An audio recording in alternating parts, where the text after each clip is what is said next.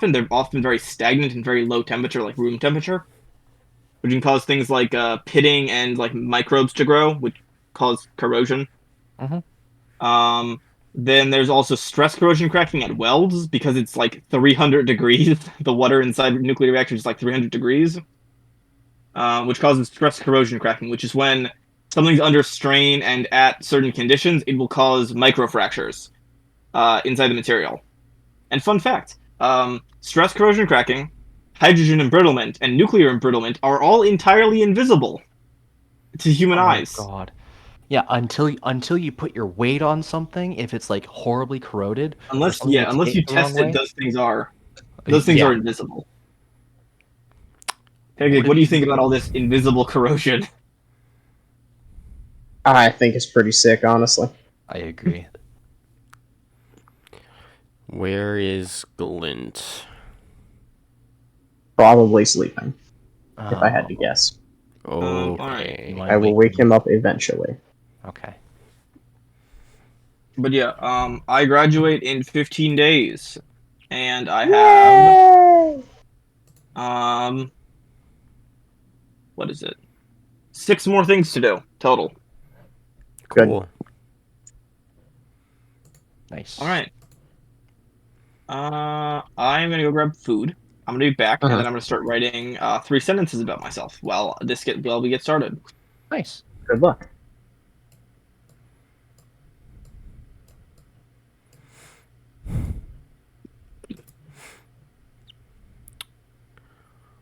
So I bought a pizza today. Did you take your pizza out of the oven? Yeah. I threw the leftovers in the fridge. There are 4 pieces left over. Jesus Christ. What do you You mean? eat half of the pizza? I had 3. Stepdad had 1. I'm surprised you even call him that. Fucking dipshit, okay? Fuck you. Bro, I just work here. Yeah. To superimpose you over the other one so I Hmm. can scale you properly.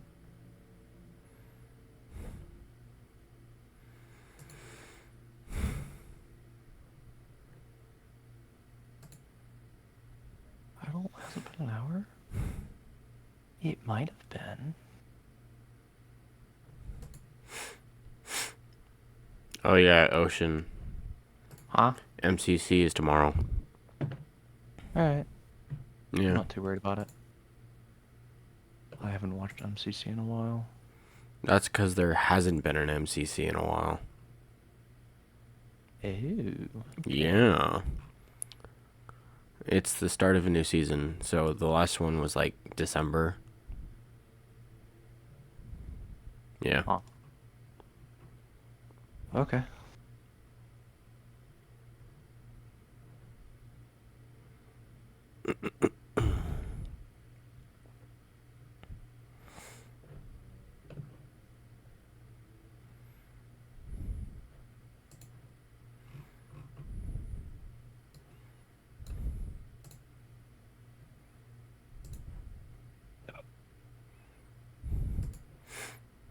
How long does temporary hit points last? Until long rest or until you lose them all. Yeah. Okay. Unless the spell says otherwise. Uh-huh. Or until they're replaced by a different set of temporary hit points. Alright. Or sometimes the spells say duration like 1 hour, but like Mhm. that's so many rounds. Combat almost never lasts an hour. Yeah. Almost never. I The have idea- never in my life been in a combat encounter that lasted that long. Especially in game, like dear God. Mm-hmm. 5-10 minutes maybe. But that's if it's like extended battle, like large scale battle as well. Mm-hmm. Yeah. Oh, Yeah. a minute is 10 rounds, so a combat lasting 10 minutes would be 100 rounds. I know. I know. That's large scale battle for you. See, that's what the warfare system is for. OMG, the system we're using today is sponsored by Raid Shadow Legends. No, we are It's not. actually sponsored by Matthew Colville Dungeon Master Productions. And by sponsored, I mean I just bought their products and used them. Amazing. We are not sponsored by Raid. Okay, I'm recording. You fool. I wish we were sponsored by You're Raid. probably I'll not take that. recording yet, right? Surely not. We're not sellouts here. Okay. I You're am. surely I not don't know what you're recording yet. talking We about. haven't even started. He wants to catch us saying the illegal things we always say. Yeah. I'm gonna send a pipe bomb into the mail. No. Hey, Elon Musk, check your mailbox. Don't say that. Also, it was easier than I thought to find information about nuclear reactors. Yeah, it's mostly publicly available. True. Cause like how many people, just random fucking like civilian, has access to like literally anything to make like nuclear things? Thank you, I do. what is it? IAEA pancake? What? What? The International Atomic Energy Agency, the IAEA. Oh, yeah, them. Yes, I need 12 pounds of plutonium. I'm just a civilian, don't worry. Like, You don't what? even need plutonium. Like, you can make a nuclear reactor out of some truly wildly available things. Seriously? You know what's the funniest thing? You can probably buy the thorium you would need. Oh, From you can. where? Amazon. Yeah. Because radioactive thorium cannot be refined into a I bomb. feel like if you buy it can or cannot. Cannot. Cannot. Okay. Thorium, what is it? Thorium plutonium reactors? Yeah. I think you need just a little bit of plutonium, and then your main radioactive component is radioactive thorium. Yep. And that is a viable reactor. Yeah, the only thing you really need is a sufficient amount of lead to create a safe casing. So you can use other things for the coating. You can, but lead is preferable. That's preferable. I honestly, they've been phasing out lead. It looks like, from what I saw, at least in Yeah, but commercial. that's for industrial scale, which we're talking about civilian scale here. Yeah, you would just need a lot of lead because I Yeah. think you'd have difficulty getting your hand on the zirconium coating. Most likely, yes. 1 second. Pancake, can you find a Zircaloy 4? Do you have a hookup I Fuck, might. man. for the reactor? I know a guy. No guy for Zircaloy 4. This is entirely possible. That's the funny thing. I saw like updates, and they've been dropping literal updates for nuclear reactors. Like, this is the standard material for the casing for the fuel rods, but we've updated it. First, it was Zircaloy 1, now it's Zircaloy 2, 3, and now it's Zircaloy 4. And They with the keep battle dropping pass, with the battle pass. Zircum. I think it's like Zirium or something. That's the newest one. It's not Zircum 5. I don't know. I'm not that well versed in it at the moment. It's made by a Westinghouse Electric. That checks out, yeah. Okay. Fuel cell cladding. Dun, dun, dun.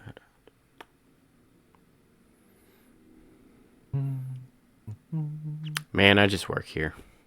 Honestly, assuming you can get the zirconium needed, but you need a fuck ton of zirconium. You could probably make the alloys for the cladding yourself. It's zirconium, iron, nickel, chromium, tin sometimes. That checks out. The only Now thing is it? for the new, Is it raw tin? like, yeah, SN tin, like the elemental tin. Okay.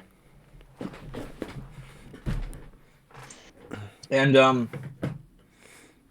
yeah, it's like 95% zirconium, the alloy, though. It's got like trace amounts of chromium and those other things to make it have favorable properties against corrosion.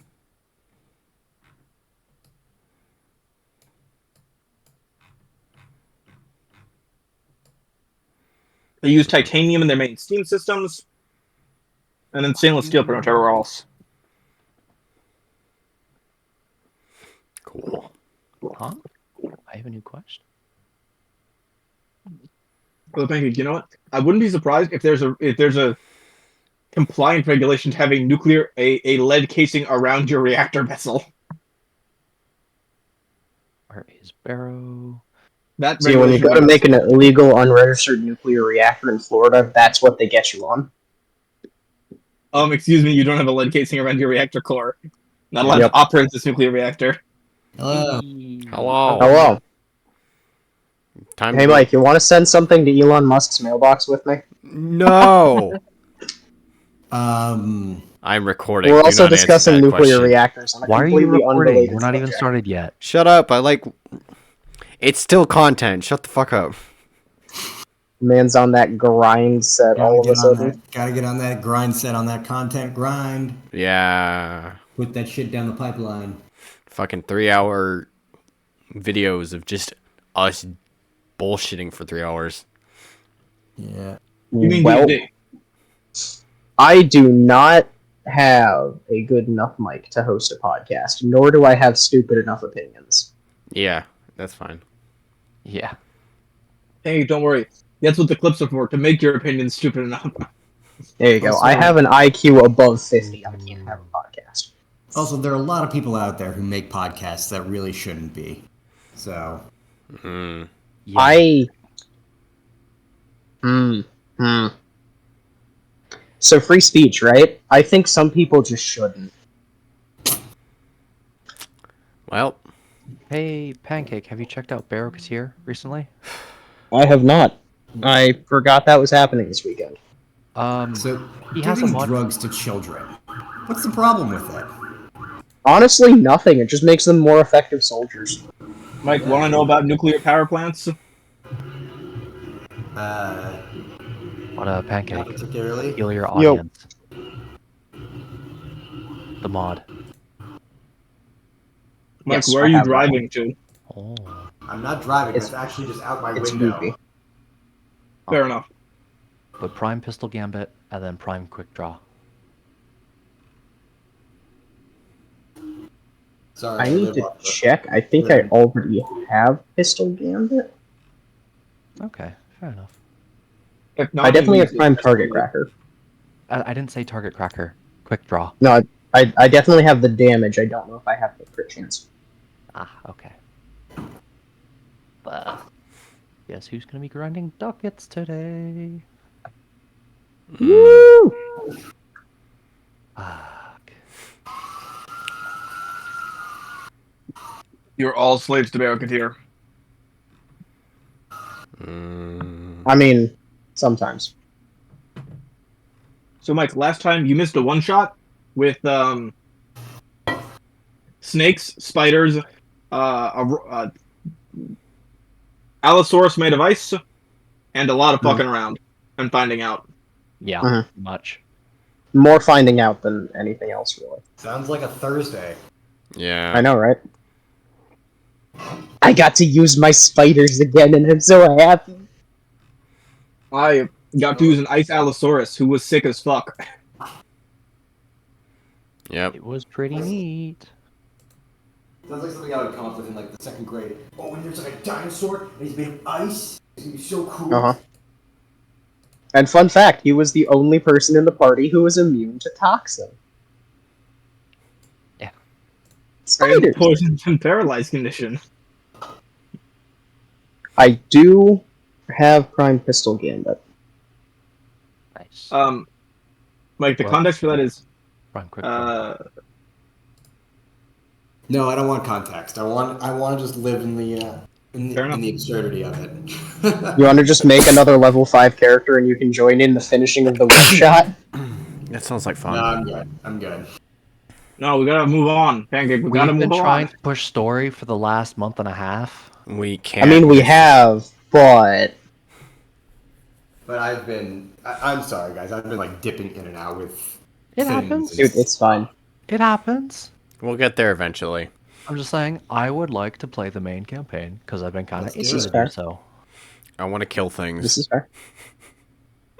Well, you can kill things in the one shot too, but Yes, that uh, campaign-related that story.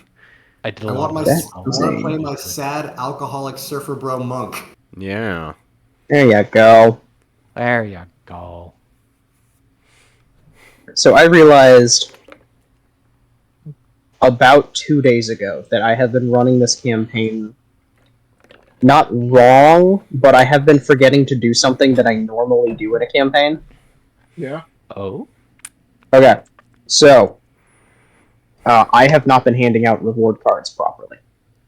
So when I do in-person campaigns, I have not run online in a while. When I do in-person, I do like little note cards where I, the DM, will hand you a card with the quest on it, Skyrim style, and on the flip side, you can see what your reward is going to be, or what some potential rewards are. And I have not properly been doing that. I think I did that once with Hef when I told him that Warlock levels were on the table, Yeah. and I have just straight up forgotten to do that with everything else. Okay. So I'm going to start trying to work on that. Yeah, just DM us instead of Yeah. guard. It's at the moment it's mostly Mike and Swampy, but I do need to get that figured out.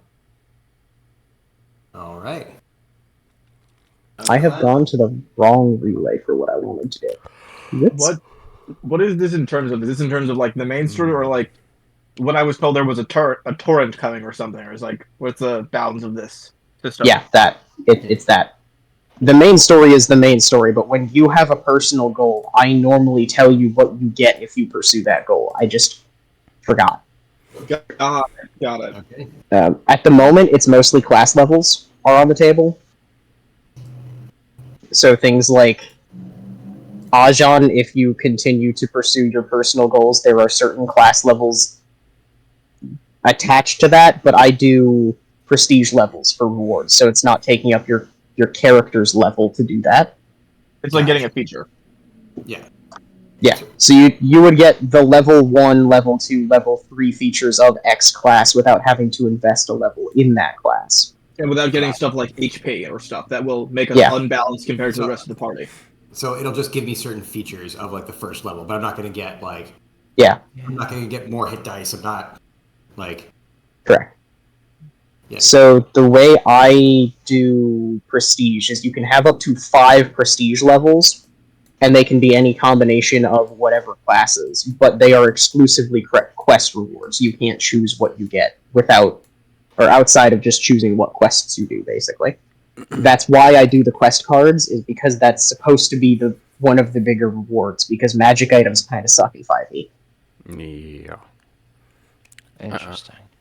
But I have not been doing it because I forgot to do that. So is the Warlock level a quest reward? More or it's less. not the main quest, but it would be like... If you actively pursue learning about and meeting or building some relationship with the Traveler, one of the possible rewards is Warlock levels. Cool. That gets you access to murder spells. This isn't like It Tony, your does. Uncle Tony saying, "I've got a quest for you, Jimmy." Uh-huh. This is more out of character, so you know whether it's something you want to invest a lot of in-character time into, since it's limited. Yes. Okay. Barrow has some stuff that I want, but I'm not going to spend time farming it right now, because I only have like 8 ducats. Yeah. That's how I feel. I actually need to. I have no ducats. Yep. I will do that later. I will join you later. Also, we have Archon Hunt to do as well. Oh, yes, I need to do that with you. Red this week. It's red. It is the Mike, best. Yes. Mike, how was your Passover? It was nice seeing some family. And I got a new family member. My Oh. sister had a baby. Woo! Heck yeah. I have a new niece. Love those things. They're great. I'm gonna say new Uncle DLC just dropped. What are you getting? My second niece. She's great. Heck yeah. Beautiful, healthy. Healthy little person potato. Born with bright red hair. Hot. Oh Hell no, a yeah. Gingy. A Gingy. Yeah, shiny niece. I call-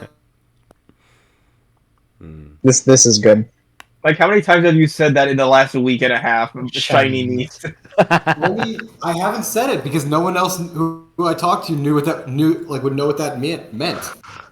That is amazing. I'm glad that we have the exact same attitude towards our redheaded relatives. I have 2 shiny nephews. What you got? Uh, Actually, this is a really fun story. I just like to tell it. Okay. So, I have red hair in my family as a recessive gene.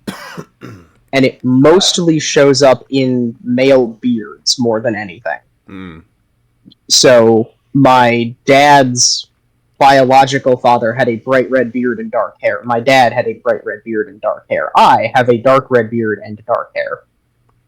Cool. My sister, one of my 3 sisters, and only one, is violently carrot topped. Oh, no. Not ginger, orange. She decides at some point in her life to marry her best friend, which is a whole other fun story, who is also the only person in his entire family who is a redhead. And he's not nearly as bad as her. He's like properly deep mahogany kind of red. Their kids are iridescent orange. It is the funniest thing. They practically glow in the dark. Pancake, there was genetics says there was no other option. just a family of traffic cones. It really is. And it is the funniest thing. Like, there was no other redhead in his family. There's no other proper redhead in our entire family line going back as far as we know about. Then So these two redhead- get together and they just produce glowing children. Someone has it Genetics as a are so recessive gene. crazy. Popped 'Cause, out of literally nowhere. Well, because so my sister and her husband, neither of them are redheads. They had a fully redhead baby, but my mom, she's blonde now, but she used to have red hair, and it changed over time. Yep. So we're expecting that to happen to my niece at some point, but for right now, she looks like Ed Sheeran. Like she looks like not just the head, but like her head shape and her she got like the chubby face that Ed Sheeran's got. So yeah, little Ed Sheeran. Wonderful. Amazing. Now, do they come out with a full head of hair as well?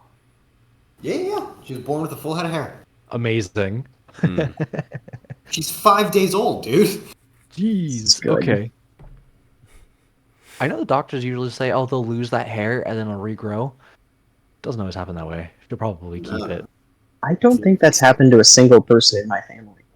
It's a lot.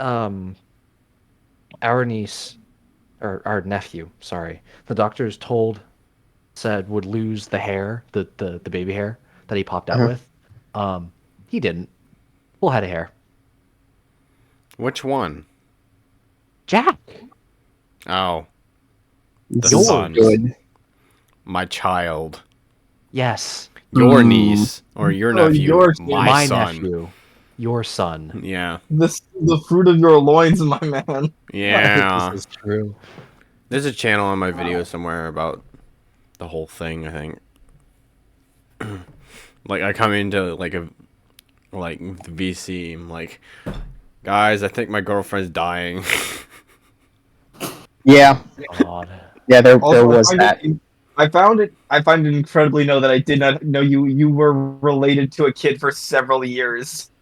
What do you mean? He's only 2? No. Like I've known you throughout this entire process. I never heard about this. Oh, I've you known didn't know for about 2 this? years. No, I didn't.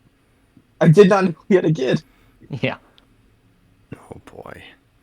I knew you before this happened, and I've known you since this happened, and I was unaware the entire time, which I find incredibly funny.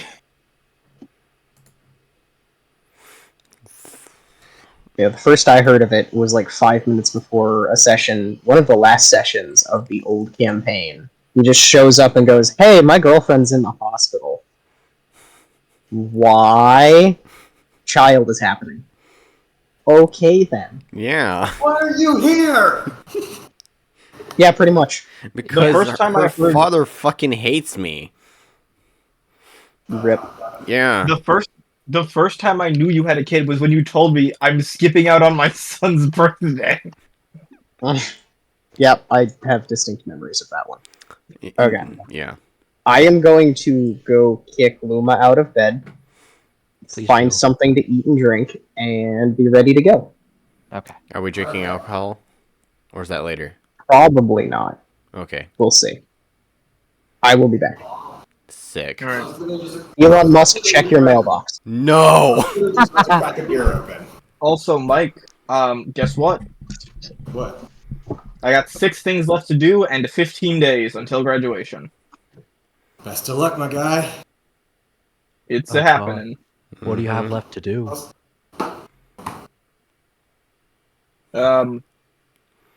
Coding assignment, coding group final project, which we have to do a presentation on. Finishing the paper that's going to be published, like reviewing it. We sent it out to editors. We got comments back. Hell yeah. The presentation for our paper, and its defense and a poster thing that we're doing at the same time, like poster boarding.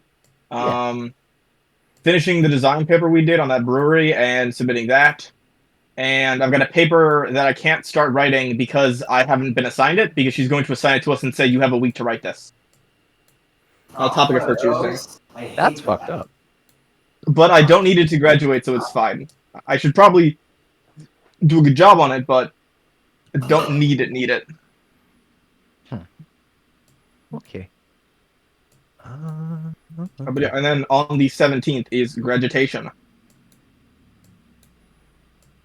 I get to graduated. Good for you. Also, guess who's a lawyer now? Really? Yeah. Let's You go. Well, not me. I have to take the bar again. Oh. No, you failed? I didn't get high enough. Yeah. Oh. So Gotta what's take the it again. required score and what did you get? Depends on the state. I don't want to fully disclose it, everything, because like I don't feel the need to. Okay, fair enough. But basically, I was close. I was very close. But considering that I'm taking what's called the UBE, which means that about 35 states accept it and you can transfer it between them. But you need to hit a certain threshold in the state you're sitting for. And I was sitting for New York, which has one of the higher ones. So How many states did you pass in is my question. I was very close to passing, but theoretically I wouldn't have passed in any of the states. I was like just under the threshold of where I needed to be. Damn. That's unfortunate. So I'll take it again. Like I have a job lined up. So Okay. it's always good to have. But What was the next That is- testing period? the next one is July 29th and 30th. Oh, Okay, so that's- not like just a month or two. I was expecting it to be like 6 months out or something ridiculous. No, so it's closer to like 3 months right now because it's the beginning of May, all of June, and all of July. You think you're probably going to do better second time around? Well, I'm going to be less nervous because I know what to expect, and like that'll help. I know what I need to work on, so that helps. Uh-huh. Because I have my score and I know where I didn't do as well, so I know what I can focus more on and what I am comfortable and what I'm already good with. So, yeah, it is what it is, and I'll keep plugging away. Fair enough. Yep. Also, I've already agreed to sacrifice my summer, unfortunately, to the PhD, or at least major portions of it. How so? Dude, that's just career building, man. Summers Basically- summers are no longer a break. I know. Basically, I have agreed to start working with the professor I'm going to be doing my PhD with over the summer. Like, I'm going to do stuff with him over the summer already. It's not full-time, so it's only, like, part-time stuff, because I already told him that I've got stuff over the summer that I have agreed to do prior that I can't really get rid of. Like, I can't cancel plans because I'm working with him now.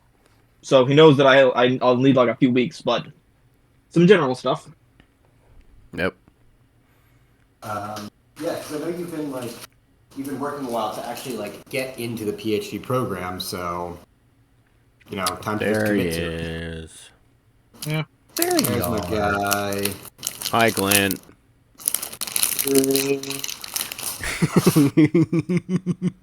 Morning, sleepyhead.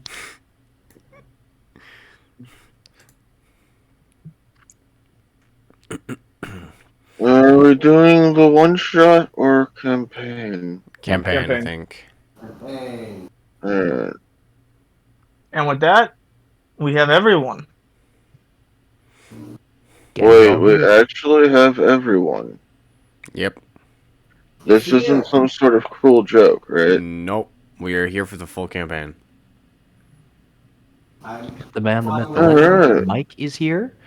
We can do the I hope you campaign. guys weren't just waiting for me, right? We were.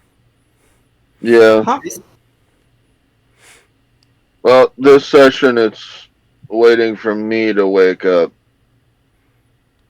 But I mean, Pancake is also getting food and getting something to drink. Yeah. So we got a Wait, couple what the more minutes. I'm confused. I don't know if Pancake sent me the right thing.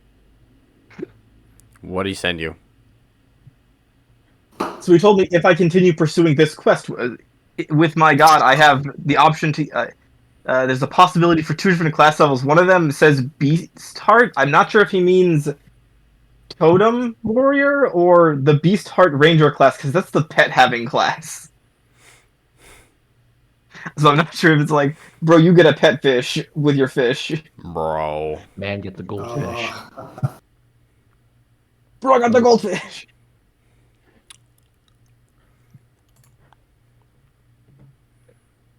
All right, yeah. So I got one too, and that one makes a little more sense. I'm not going to say what it is, but that makes more sense. I'm not gonna say what the other classes, but I was just like, what the fuck does that mean?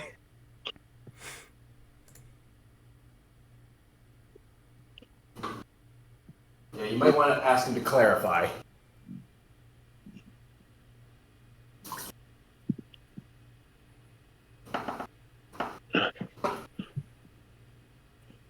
Also, in typical Mike fashion, I am going to be cooking during the beginning of this session. That's okay. that ought to be fine. I'm a believer that if you can do multiple things at the same time, you should.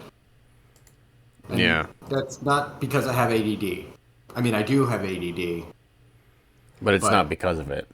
That's It's besides the not point. because of it. Yes. It's not like my sister who is watching her kids while also while also organizing a party while also while also catching up on her favorite shows.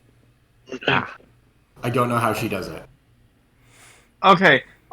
Actually, never mind. Beast Heart is not. Beast Heart is not a subclass for D&D. 5e. what is Beast Oh, Heart? so It's just there's.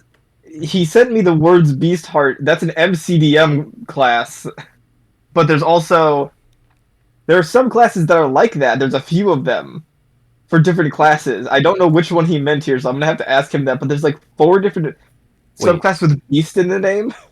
What do you mean by MCDM? I'm not familiar. It's a different RPG. It's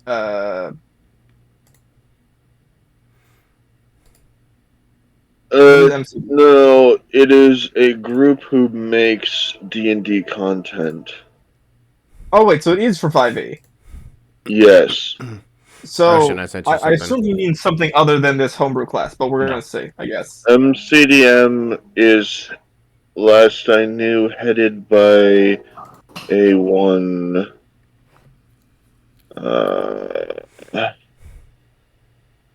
Great. I gotta look this up again. I'm not gonna go. Give me a sec. Fair enough. There's a few different things he could have meant by that. I don't know if he means the MCDM thing or something else, but I'm not gonna tell you. I don't know. So I'll have to ask him about that at some point. But it doesn't seem immediately relevant, at least not for now. So I ain't getting used to that. Or maybe I am. I don't know. Usually headed by Matt Colville. They make a lot of D&D content. The last content I heard from them is uh, um, Strongholds and Followers, followed by an expansion to it. Well, Pancake does love strongholds and followers. I know this. Yes, your Lyrica and I think it's Lyrica and the other companion. That's the companion system came from the Strongholds and Followers book. It's Iriata and Yeah. Barrett, and Hector. Oh As god, well. I just checked the followers channel. Hector, who definitely, totally, actually exists. Yes, who totally exists and will never be forgotten. Nope. Yeah, we had to correct it for you so you would remember. Just gonna Okay. like. So To be fair, he doesn't even know your where he is. guys' half the time. followers. Your guys' followers are. Using the MCDM system, yeah. I didn't recognize the name, but no, I definitely recognize because Strongholds and Followers also has really. Go ahead. I can't 100% say that they're fully the MCDM Strongholds and Followers system, but it's a fair possibility that they are, because he likes to take what he wants from a system and use it, and what he doesn't want just kind of blows away. I believe it is from that. Which is honestly how a lot of these games should function. I had a Mike. Do you think you're gonna be running your campaign this week? Yes, I will be. Okay. In all honesty, I think about 10% of the original Dragonlance module is actually being used here, Which is fine. and he's just reworked everything else because he hated the god system, he hated the certain parts of the story, and he just reworked the entire thing until it was playable by I him. really remember him ranting at my house about how he hated these gods and he was redoing it. Yes. That's fine. They killed off a great. So he killed all the gods, made a few new ones. He didn't really make new ones.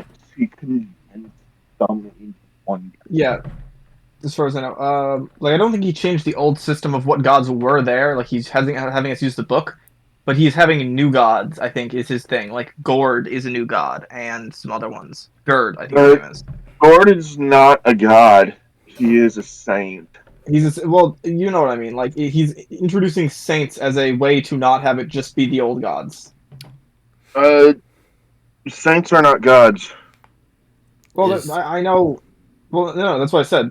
But to not just have the old gods in the story, have other things in it too. He's having saints. Is historical Steven his thing, or Historical Stephen was made up on the spot for somebody who cast identify one too many times in the day. That was me. I cast identify too many times, and so he's just like, "Fuck it, it's historical Steven every time." I think there was one Steven from the Traveler book, and then I kept identifying stuff, and he was just like, "Fuck it, they're all Steven." Yes. So everyone is now just historical Steven. Now it is canon, and historical Stephen, the best of my understanding. Are we slandering historical hero. Steven again? No, I asked if historical Steven was part of the module, or did you make it? And it looks like The answer to both of those is yes. Okay. Great. Also, I left my notebook downstairs. I'll be right back. I'm gonna ask.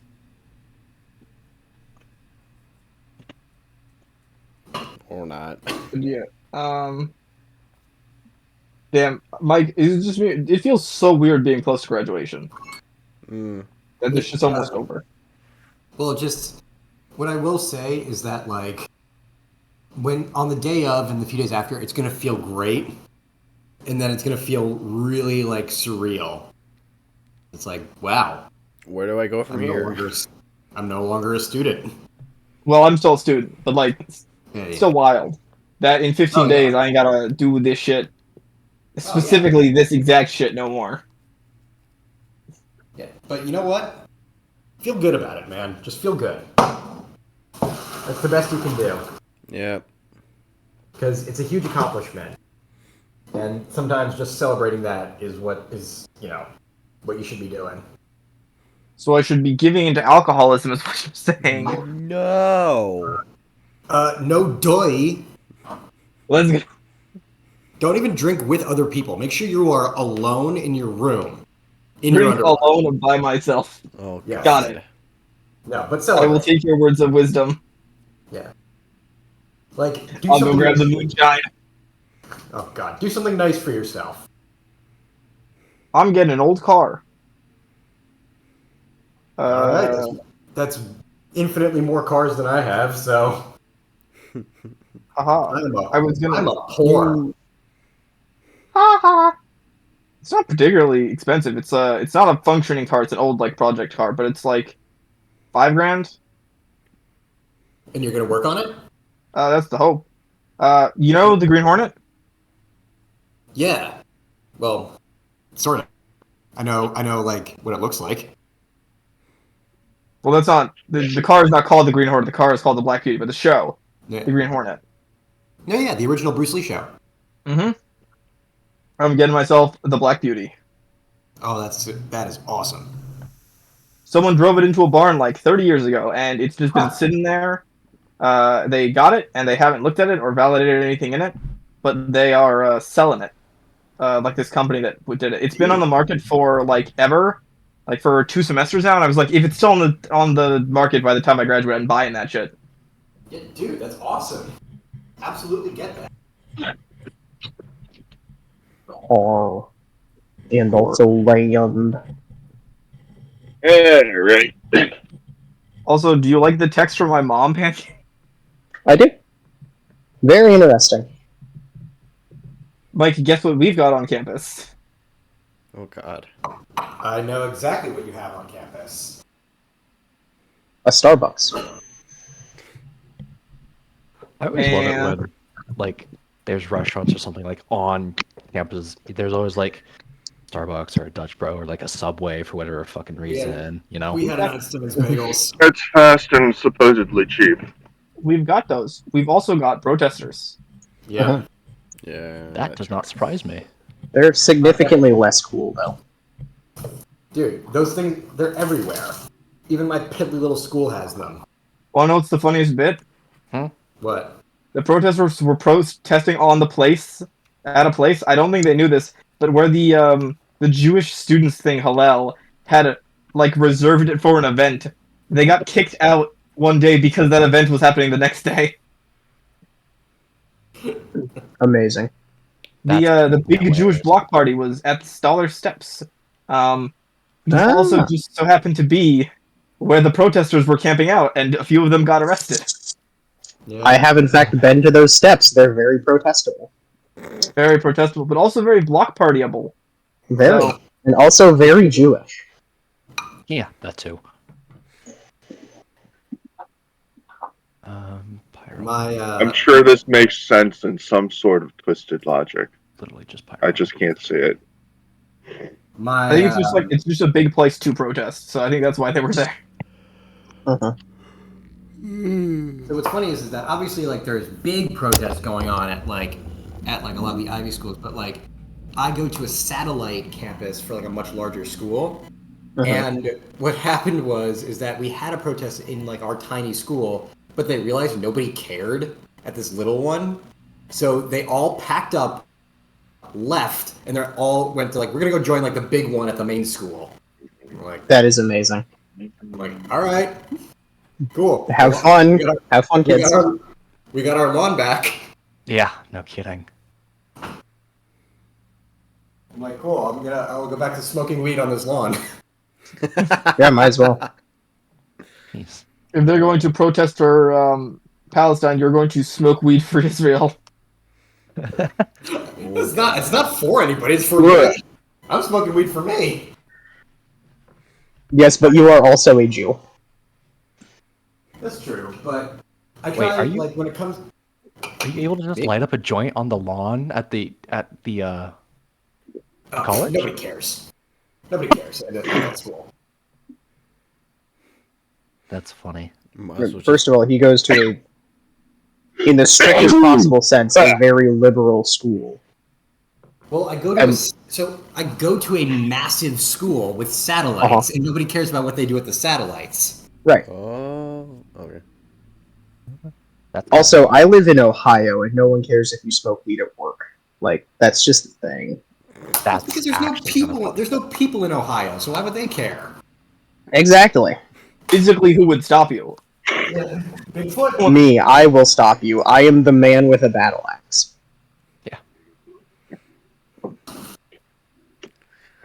All right. I really smoke weed with cops regularly. Okay, That's that's better. hilarious. Not when they're on As duty. we- Not when they're on duty. Well, no, obviously. Also, isn't it legal now? Yeah, it's legal. So it's legal in my state, but but I don't buy it legally because it's expensive. Ah, But they're not allowed to ask. Good. They don't. They're not going to ask you for your receipt while you're smoking a joint. Yeah, exactly. I'm giving them weed, and they're. 'Cause you have to remember, It's a very simple transaction. I give you the weed, you do not ask me the questions. because look, there's the only place in the world where you will see ex-cons, stoners, and cops all hanging out are MMA gyms. Yeah. that's actually funny. And lawyers soon. In a few And months. soon, hopefully. That's the Oh no, goal. Pecker, I had a mild question about the thing you Okay. sent me. Got it. Is Beast Heart a typo, or did you mean Beast Heart? Because I mean Beast Heart, it's an MCDM class.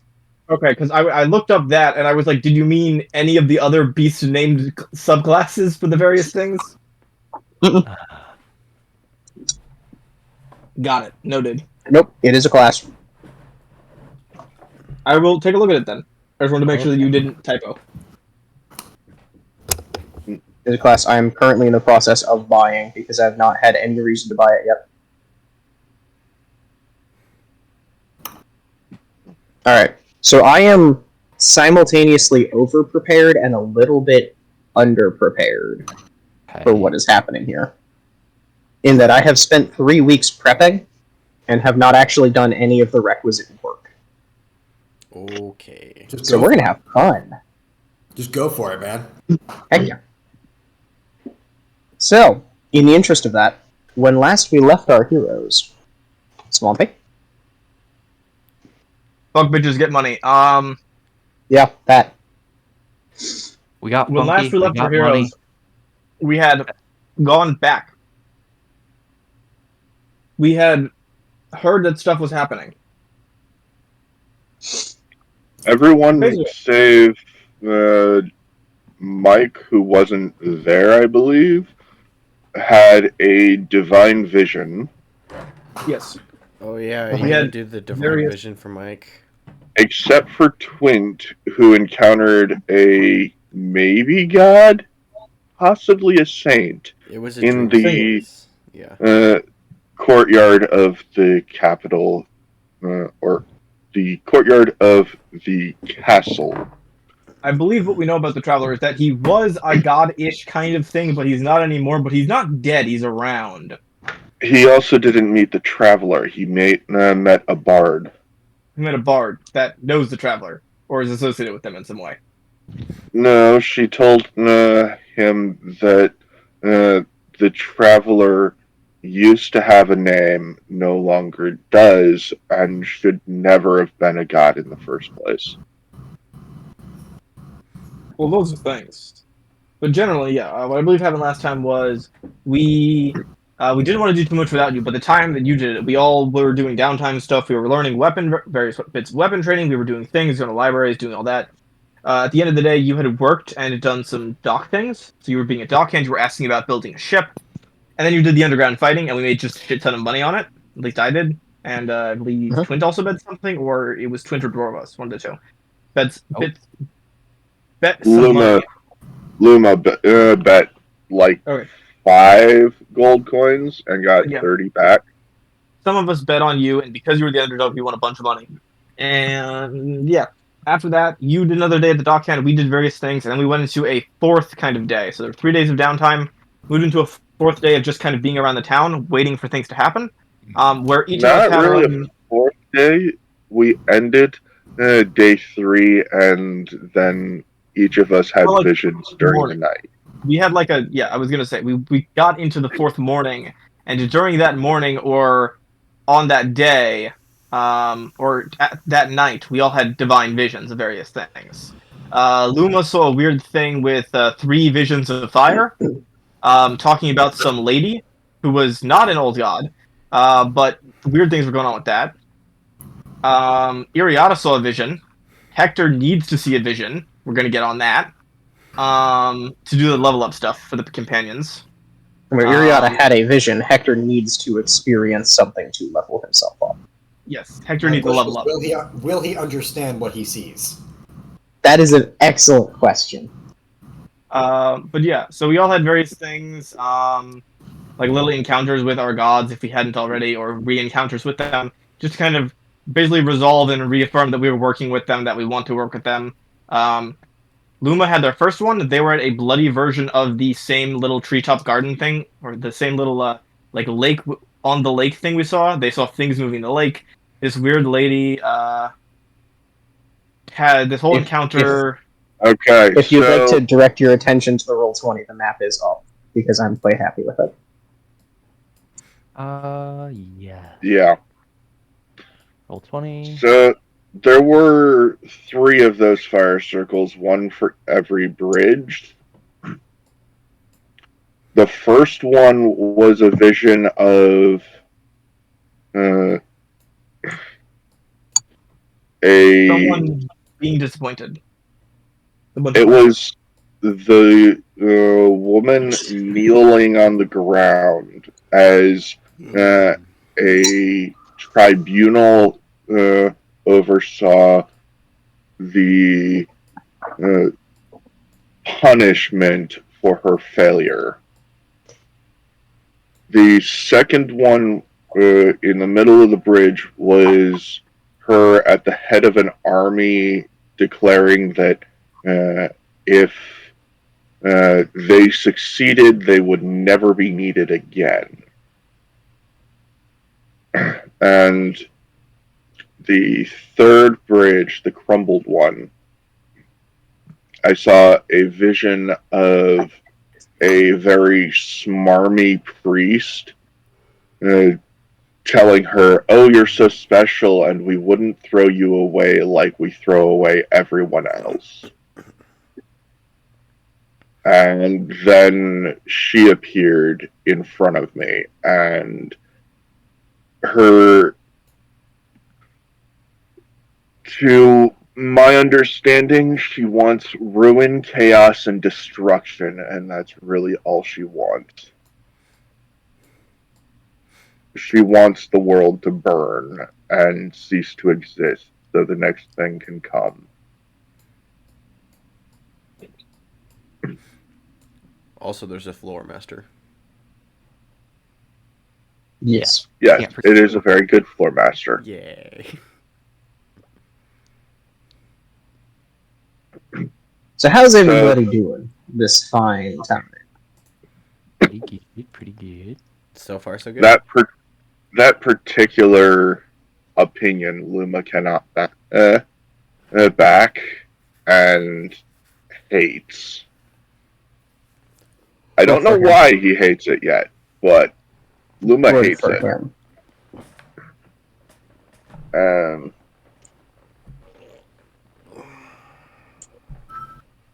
So You can't destroy the world. That's where I keep my loot. Kinda, yeah.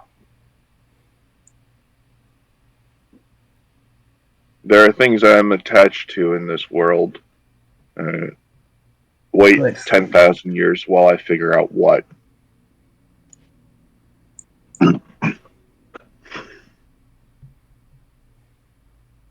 So, that was Luma's experience.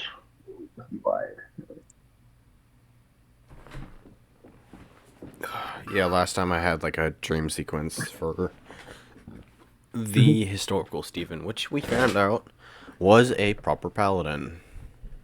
Yes. So that's Yep. fun. Well, he was a Exceptionally lot. proper. Hmm.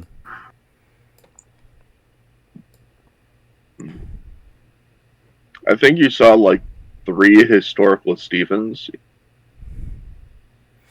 Though I can only remember the paladin. There was only one historical Stephen in the dream. Yep. It Okay. was the historical Stephen. Stephen saw. Yep.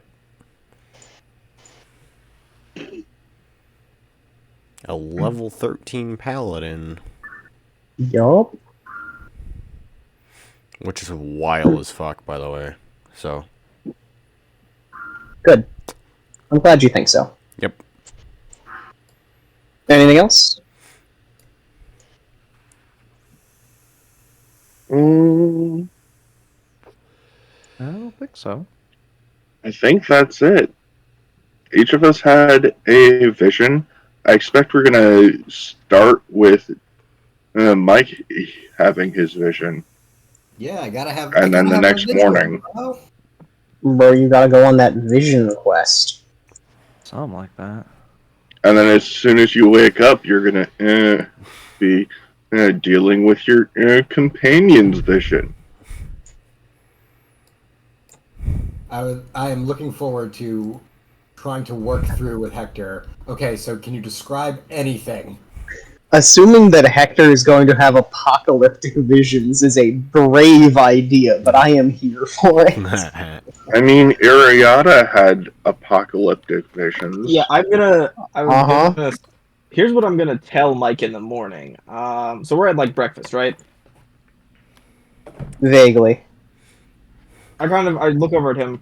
We had talked about this, like what visions we had and everything, and then I assume you're coming down a little bit later. Any kinds of strange visions last night? Well, me, I didn't have mine yet, but I assume I will.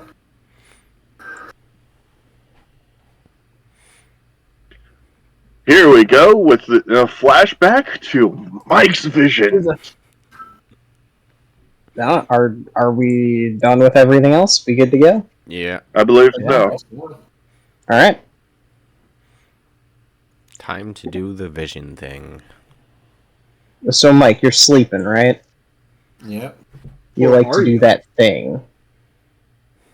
Well, I don't sleep technically because like the whole like elf thing, but I meditate, which is kind of like sleep.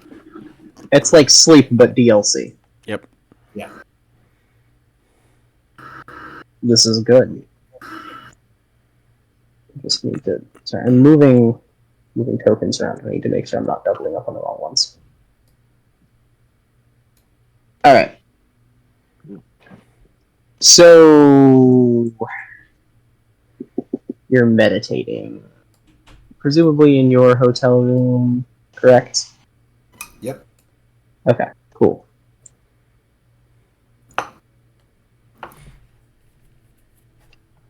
So it's become a little bit impossible to ignore, I suppose, but you haven't seen Y in a while. In like a couple of days. And that's like she's been around and you aren't necessarily worried about her having ceased to exist. Like you've seen her, but she has not been her usual everywhere very curious sort of self. Right. And it is at this point that when you wake up, I suppose, when you come out of meditation, that she has appeared again in your room. Except this is the Y that you know as, like the size of basically like about the size of a squirrel, right? Like just a couple inches tall, very small, very sprightly. This time she has manifested about the size of a teenager, just like a full person in your room, sitting cross-legged on the ceiling, staring up at you.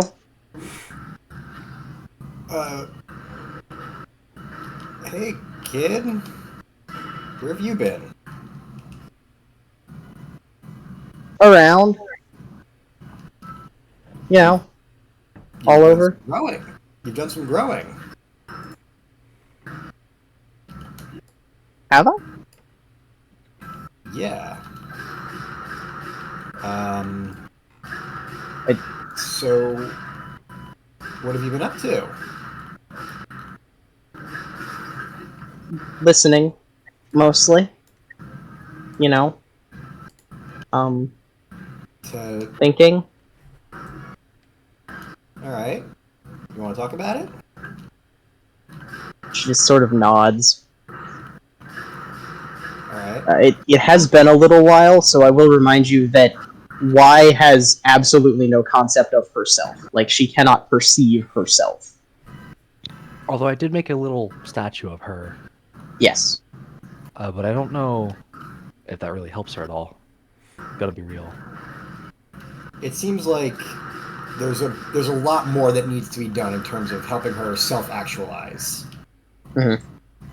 All right. She struggles both with thinking of herself as an individual and also with literally seeing herself. Like, she just does not perceive herself in mirrors, can't look at her own hands, kind of thing. So,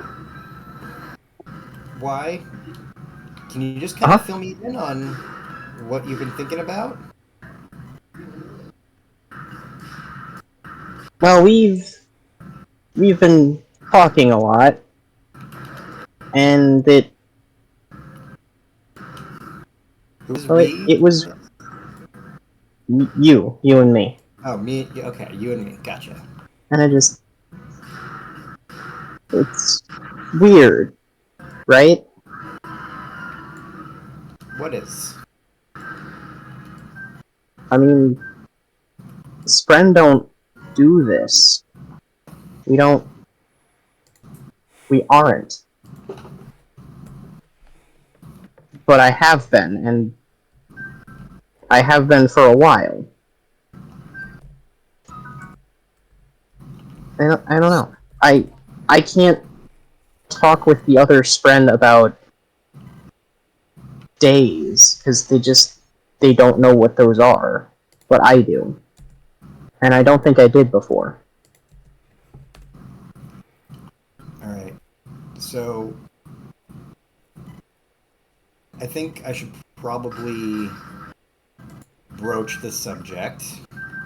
You might be a bit more than just a spread. What else would I be? Well, I've spoken with someone who claims to be your mother, who's a goddess. Now, I'm not quite sure how this all works, but I think you might be some sort of deity of some kind. Spirit. Well, let's think about this. Huh. Spren, you as you just said, Spren don't see things the way you do. You're starting to perceive things more the way others do. Right? So, Do you? well,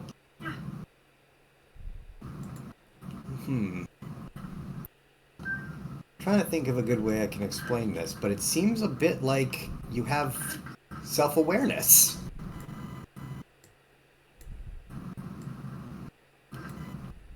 Because, you know, most Spren kind of don't put thought into that. They don't really think as abstractly as you can. This is what that's what consciousness is. You have consciousness.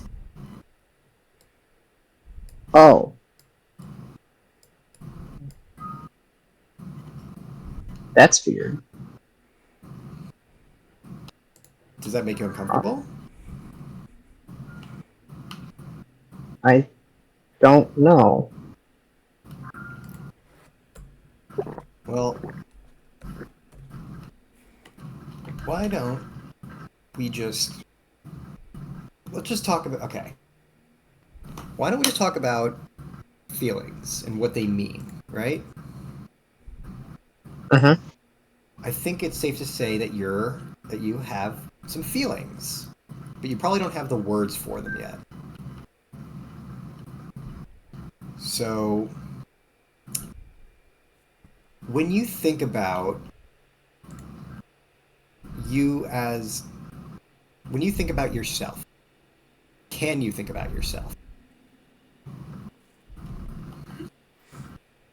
She gets this, like, tragically blank look as she stares directly through you for a couple of seconds and then just sort of shrugs. But, like, All right. very slow shrug. So, What am I?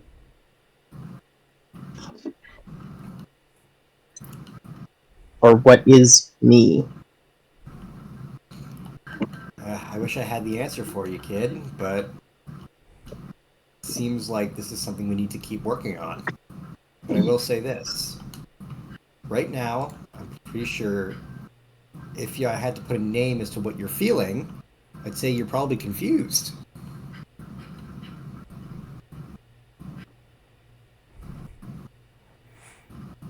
I But think that sounds right. I'm not confused about you. About me. You don't have to worry about me, kid. I'm trying to help you. That does genuinely kind of confuse her for a second. But that isn't, it doesn't work that way. Who says who? Who makes those rules? You have the right to have feelings. But I'm supposed to help you. And who told you that? It's one of those feelings. But it has a word. Responsibility? She just shakes her head. I'm not allowed to say it yet. Okay. But I'm not confused about you. I'm not confused about the other one, the loud one, the one that you don't like. The loud one? Who's she talking about? She sort of, like, polymorphs very slightly into a blue caricature of Lord Vicaris's face, and then immediately shifts back into just the regular sort of shape. That one. Well, I mean, I wouldn't say The Oathbreaker. I don't know. Where'd you get that I hated him? We don't like him very much. Well, hate is something I try to avoid.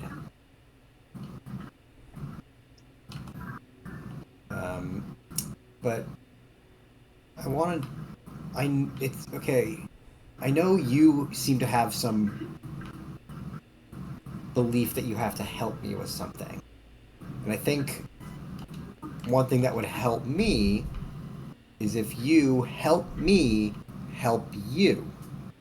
I want to know how I can help you, and doing so will help me.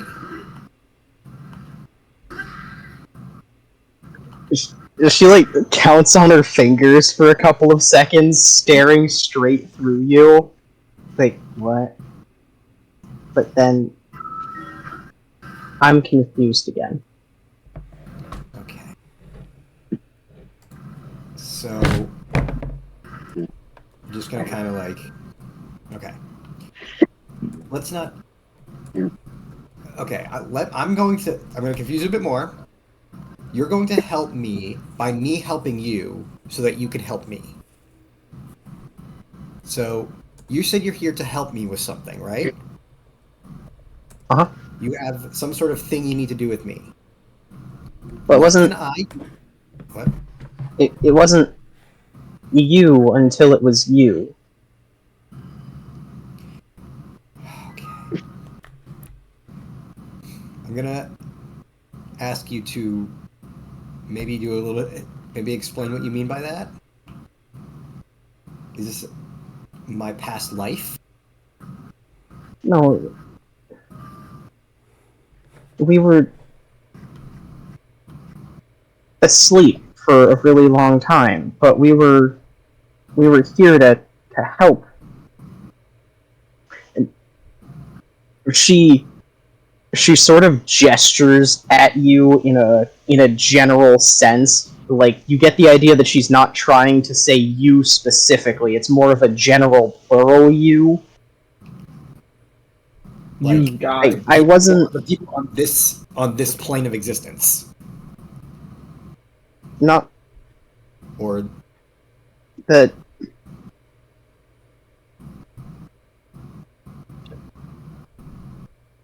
there is she's doing that thing where someone with like a chronic stutter has the word right on the tip of their tongue and just physically cannot get it out. She's silently mouthing something that she cannot say.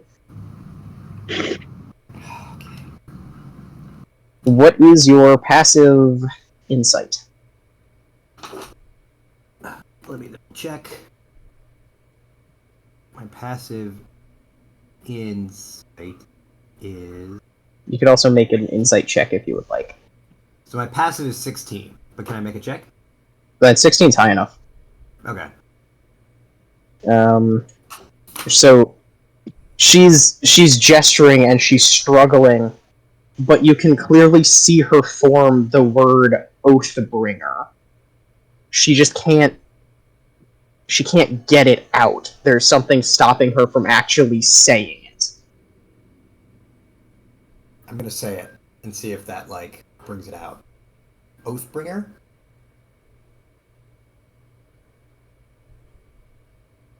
Yeah.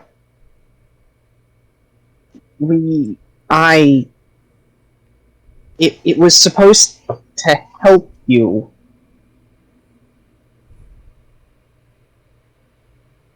And then, just for a second, just for the barest breath of a moment, she does the exact same thing that the goddess from your dreams does, where she sort of fans out into a dozen alternate versions of herself, all acting and saying different things in silent pantomime around her, while she sort of collapses into herself for a moment, and then she blips out of existence and reappears as the smaller, regular size version of herself.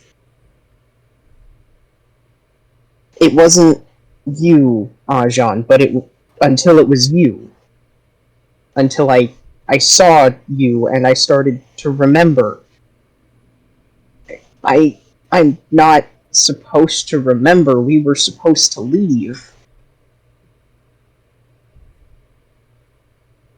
Because the gods left and we were supposed to leave with them and we weren't supposed to come back.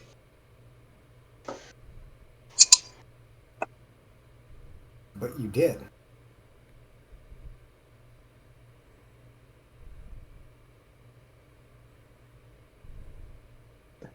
So okay. there was never supposed to be another one. Like us.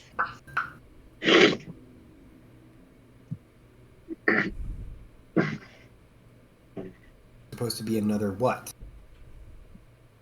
Another god? No, like us, and she's gesturing between the two of you specifically. Us. Who is us? I can't say it. Okay. Well, whatever it is, whatever we are, what was supposed to be and what there is are different now. You can keep saying it was supposed to be this or it was supposed to be that, but it doesn't matter what it was supposed to be because it isn't. This is the situation we're in now. So we need to figure out how to move forward. And if there's some oath I have to swear to do it to help you, I'll do it. Just please. Let me understand.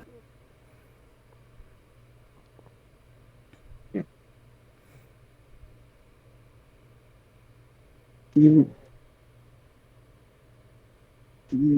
dream, right? What was that? That's what you call it? You dream. That's what you call it? Dreamer? No, you dream when you... She, like, mimes laying down on the bed. Yeah. Dream.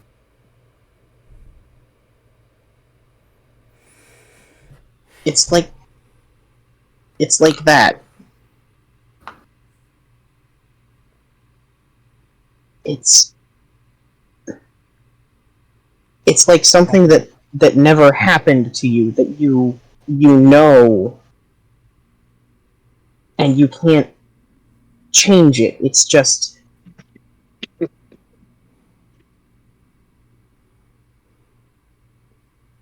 A memory? Sounds like a memory. but it isn't mine. So it's a vision. Bashir sort of nods.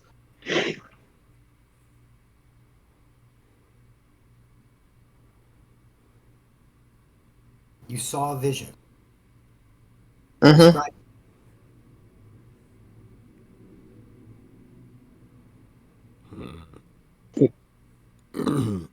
It was you, but it wasn't you. It was the other you, the other ones. my monastery?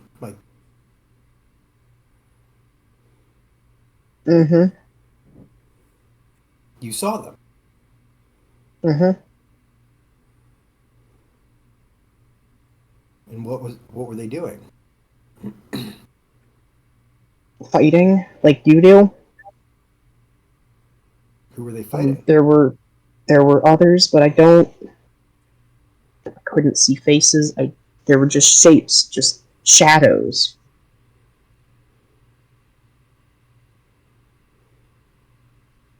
And and name, I knew it, just saying "Waken Rat" over and over, and they were all dying, but they didn't all die. Some of them went away.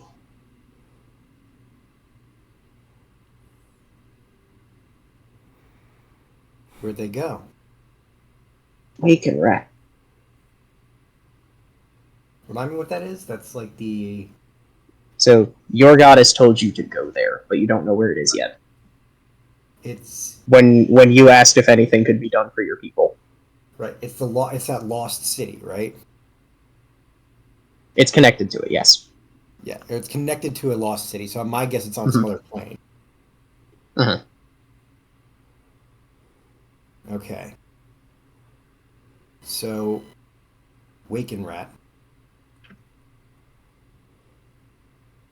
There's a very sudden direct change from Y being the child and confused to not quite standing at attention, but standing straighter, shoulders back, almost confident in the pose, and a completely different voice. The voice of the goddess from your dreams.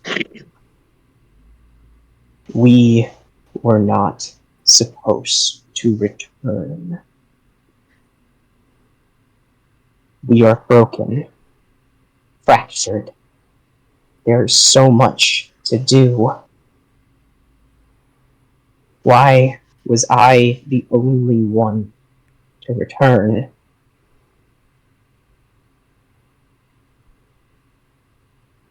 Where is my brother, Hashan? I need him. I don't know. I don't know who your brother is. Need him. And like a shattering mirror, your reality fractures, and you wake up back in your own bed, with normal, regular Y sitting on your chest, having glued your pillow to your face again. Oh my god. Good morning. Hi! Do you remember any of what just happened? You snore really loud, I remember that. Smooth. Well, time to get up. I just get up. I'm like, Okay. all right, yeah, I got a debrief. She stays happily like crisscross applesauce directly in the center of your chest as you stand up, defying gravity and all physics. You don't get it, but I'm doing it. I'm trying to help you, kid. And I just march downstairs. Okay, help me with what? We're trying to figure that out too. Oh, okay. I go downstairs. Good morning, everybody. Luma is out of it, just staring into his bacon. He's had a rough night. Bacon stare, bacon stare. So, do you guys also have some funky dreams? Yeah, unfortunately. You could say that. What we've learned is kind of everyone has. Like mine, for instance. I learned that, yeah, the gods weren't supposed to come back, but 3 of them were held back and are trapped, essentially. Well, I know where one of them might be, and I point to Y. Is Y one of them? Am I? Or the daughter of one of them. Ah, that would make sense. I feel like I would remember that. You don't Maybe not remember if you're a fractured anything. piece. Twint just sort of like pops out of the ceiling. Yeah, I only had a memory of someone else, but that's about it. Well, Twins got it easy. Twin, Yes.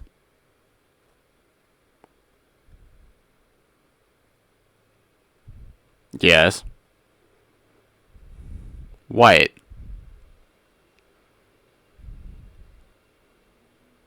Is my Wi-Fi going out?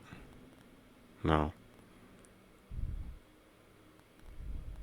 Hello?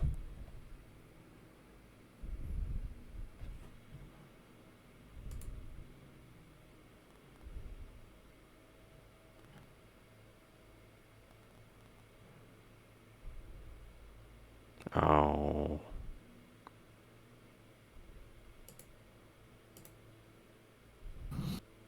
hello? Can you Yeah. hear us now? Yes, sorry. Now, Okay, cool. Okay, weird. Okay. What was the last thing you heard? You said, well, So- Twint? I'm like, yes. yeah, I heard well twint and then nothing. Yeah. So I said, well, Twint, hopefully you can help me with this piece of God that is hanging around me. Classic. She then immediately called Mike a nerd. Yeah. Oh, she called me a nerd. Yes. Wait, can we all see this little pixie, or is she only a figment of Mike's imagination? You can all see her, but she is not a pixie. She is a spren. Yeah, we passed a Is perception this check the once. first time that Luma has seen her?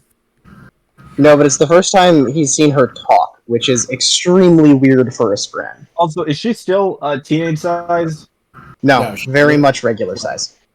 Okay.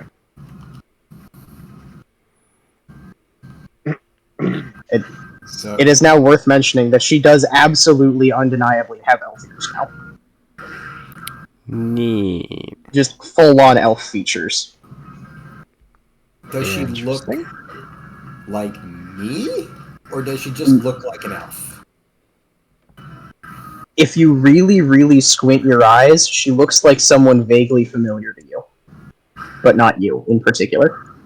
Oh, That can mean a lot of things, Yeah. It's okay. unless you know what that is. It means what it needs to mean. I know Okay. who it might be, but anyway. Mm. Anyway. So, why you might be a fragment of a god? Like, no big deal. A little funny, a little silly. Yep. Hey, I Mike, don't know. Yep. how's your Choose the Kingdom playthrough going? Oh, it's not bad. Thanks. You Yeah. hear that? Let me turn that down. We hear the rupees mostly. Yeah. Or him picking things up, yeah. Sorry. Let me turn that It's down. fine. They're fine. I only picked up on the fact it was Tears of the Kingdom when you used the dive upwards. Oh. Yeah, Oh my god. I could that was be- the only AKA hint. The best video game ability ever. Yes, Oh, yeah. absolutely yes. Especially Of, for like- this game. It's perfect. Yes. But anyway.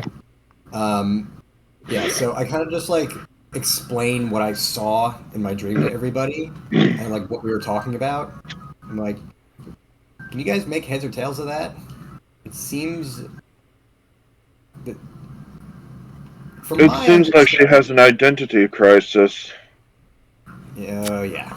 Yep. Yes, she does. I think I've spent a bit too much time this morning trying to analyze god visions.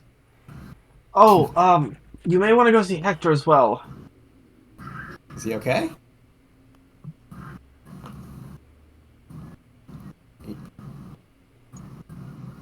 Is he? I guess I'll go see him then. It's probably fine. We'll see. It's hard to tell with him. Iriata had one. Iriata had a similar dream as well, and since Luma and Iriata did, it would make some sense if the people that have started traveling with us are having them as well. That's fair. All right. I guess I'll go talk to Hector. Alright. So Hector is... Actually, that's a good question. What is Hector doing right now? Hector is probably at the refugee camp, if I'm honest. Yeah. Failing Because you've been in town for a couple of days, so that's an appropriate place for him to end up. Probably. I would think so. When you find him, he is hauling logs for the bonfire that they're going to have tonight. Because the refugees have decided to hold something of a small festival to celebrate their survival. Now that their living situation is mostly figured out. Cool. Interesting. Okay. Like, hey Hector, did you work Yeah, on hey boss. It's weird that you call me that, but Not much, just, helping out. all right. So you feeling all right? Mostly, yeah, I think. I don't know, just, I've got some questions, I guess, that I maybe should have thought of before. right, well, let's work through this. Just like immediately having flashbacks to everything that like to my dream. Like, oh my god, am I gonna have to do this Uh-huh. again? Okay. Well, like we're helping people, right? We're the good Yeah. guys.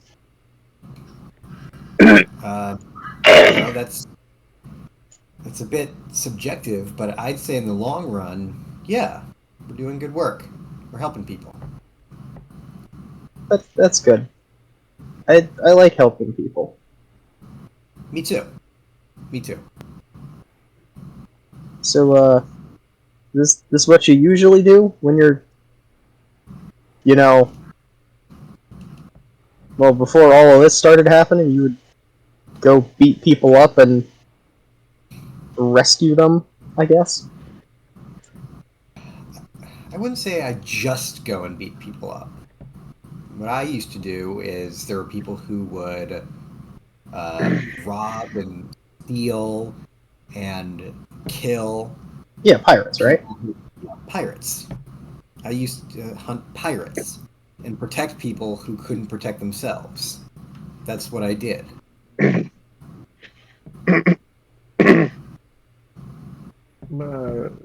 Be back in a muscle Huh. definitely when I'm back for a few minutes.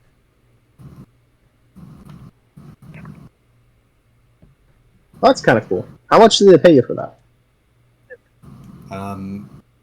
They didn't really pay us. Sometimes they would give an offering to our monastery, and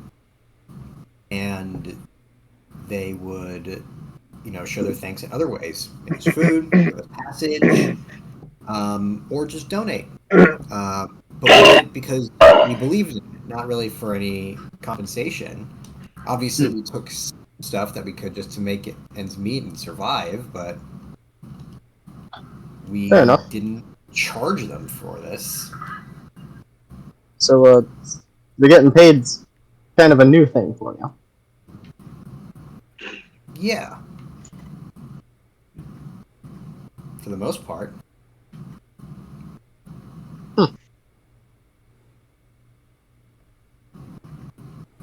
Something weird about that? I'm learning about it too. I'm trying to figure it out just as much as you are. I don't know. I mean, until you came along, I was just, I build boats. I catch fish. That's about all I did. I've never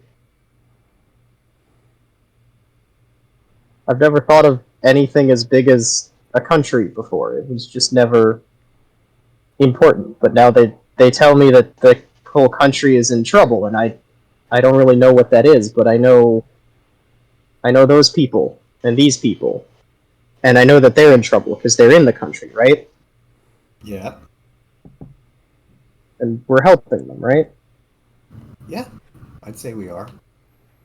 I like It's think at this we're doing point that some- he dumps like a 60-pound log in the fire and goes and gets another one. wait. I- You need to. I imagine like it puts out the fire because it's too much wood. Yeah, like almost immediately. Wait. He's very obviously not paying attention to what he's doing anymore. Alright. I think I like helping people, boss. I like helping people too. Now, do you mind if I ask what brought you? How you what made you think of this?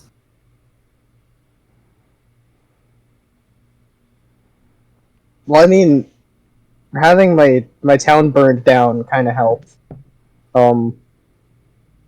I just sort of went along with you because you were the guy who seemed to know what he was doing, and I didn't really think about it until, well, I didn't have time to think about it until like yesterday, I think, because there was just stuff that I was doing, and you go and do it, and then you hit stuff really, really hard, and it feels good, and you never really stop to think about why you're hitting the stuff. And then once you think about why you're hitting the stuff, sometimes you don't feel great about hitting it. Well,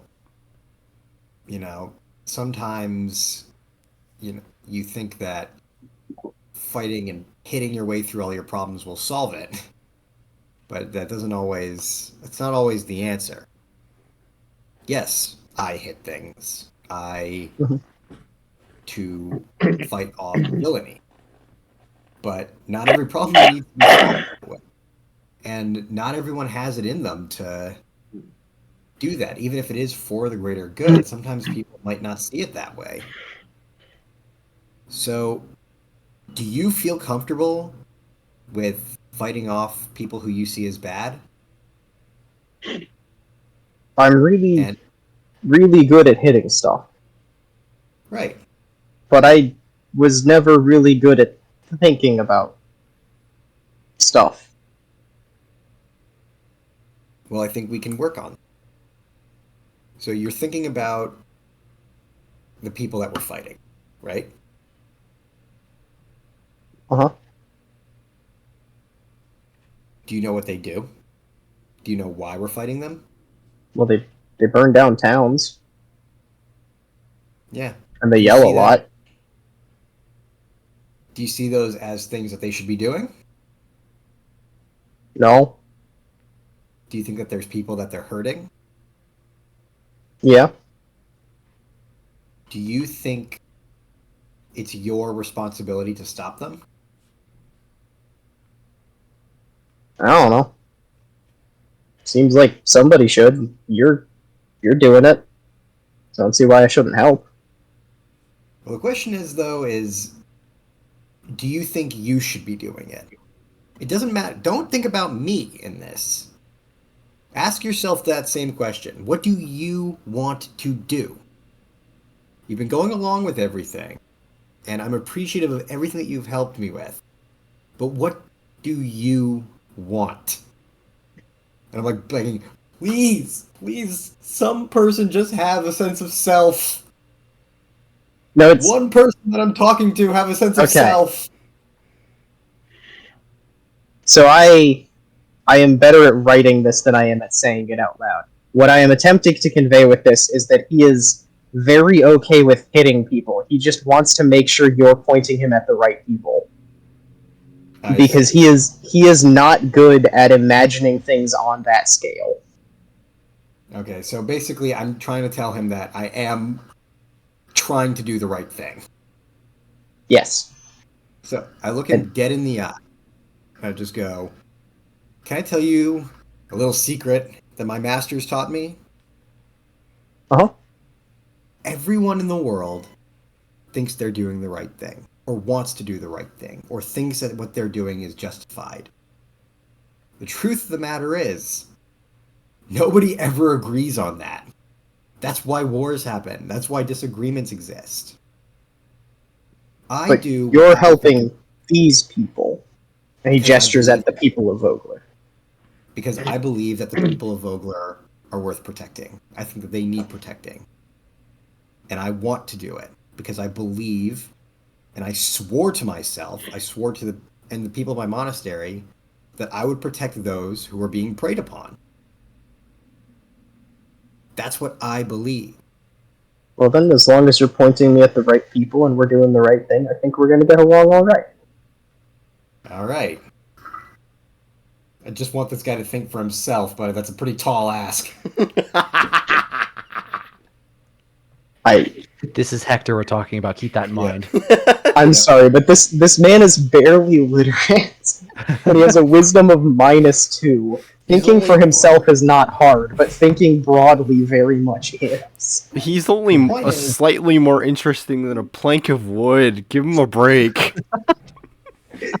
So, You are Hector is the definition of doing his best. Hector, I think you're a good guy.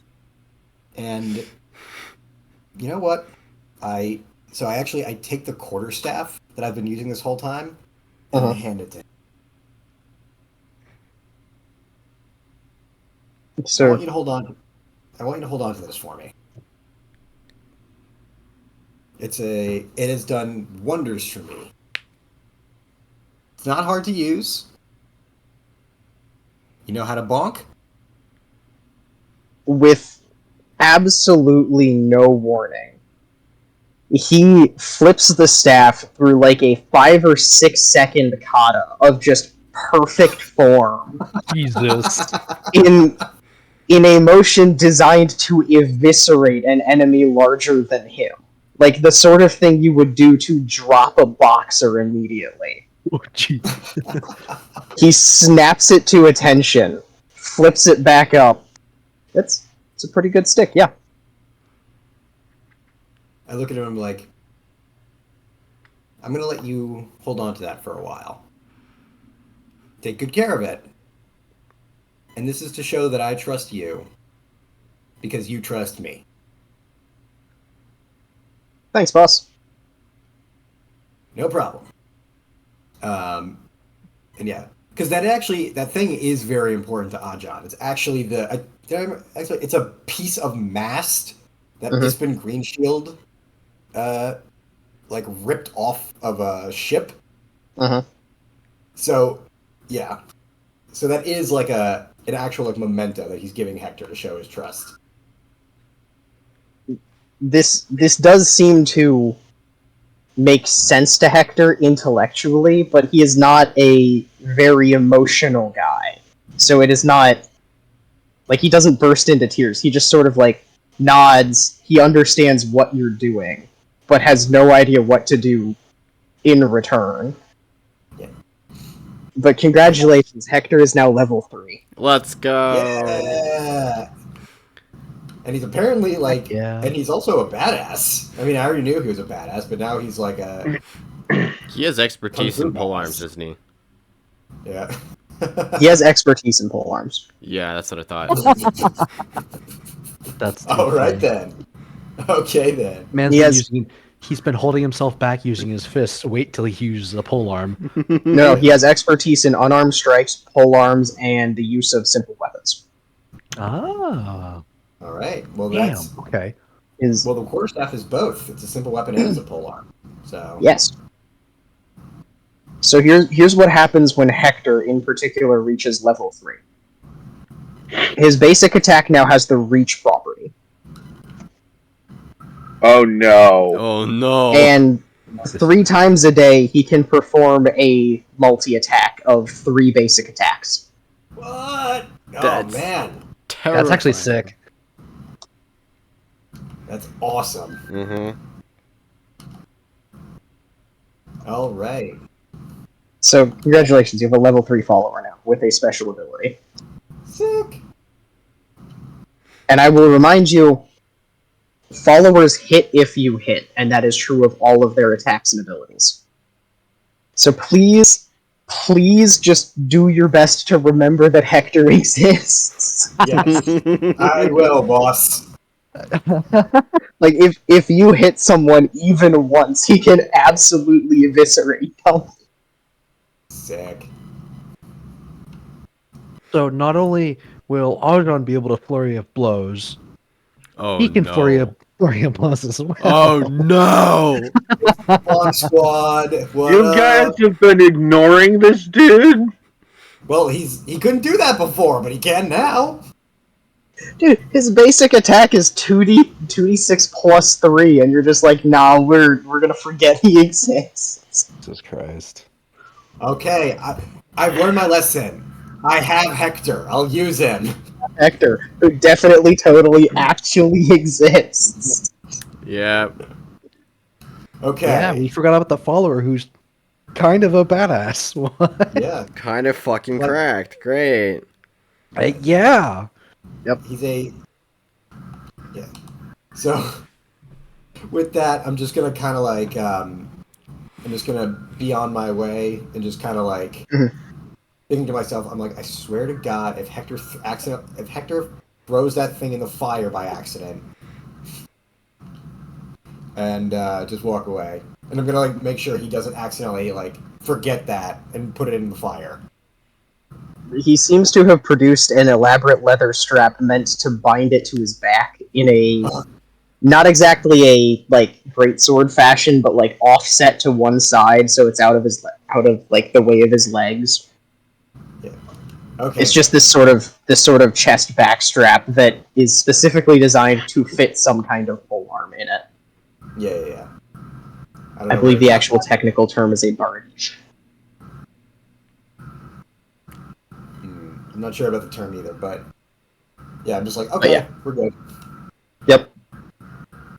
It will be well taken care of. Okay. And yeah, just head back. Alrighty. Yeah. Now for the fun part.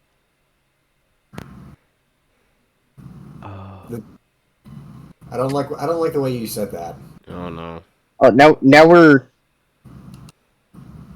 almost done with the administrative slop, and I'm happy because we've been doing this for so long. We're almost to the actual good part that I want to run.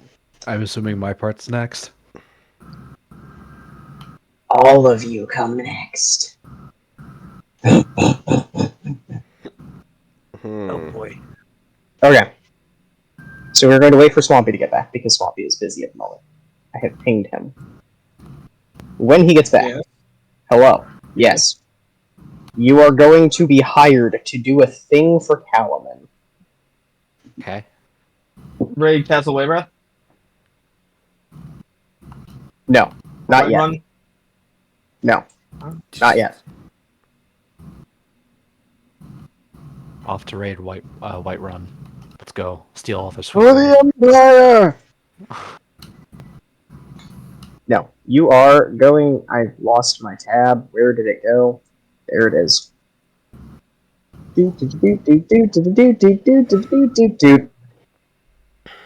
Welcome back to Caladan.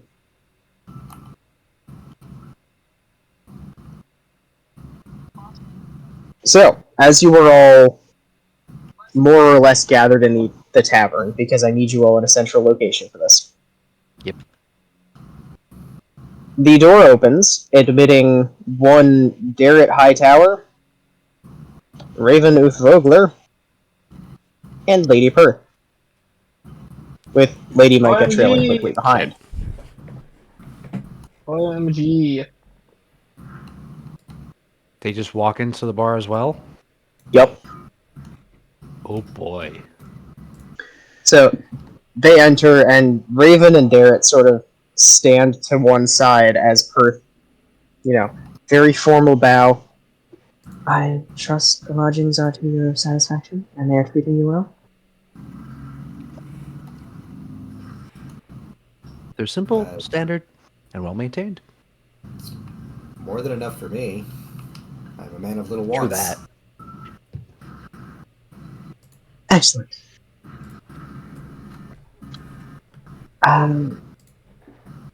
I've come with a delicate matter in the nature of the business we have already conducted. If we could meet somewhere more private, and she gestures towards the private room at the back of the bar. Oh dear. Alright. Sure. You notice that Raven has a small hand axe at her belt and is wearing leather armor at this point. Okay. I see where this is going. Oh, this is serious. Okay. Gathered in the small back room, a tankard of beer is provided for each of you except for Twink, who gets a cup of milk. Yep. Okay. That kind of morning. And that kind of boy. problem. Yeah. Your associate, Raven, and your accompaniment, Darrett, for this mission. You have met both of them. Of course. Raven just sort of nods.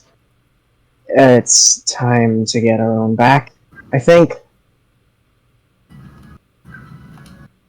What do you mean?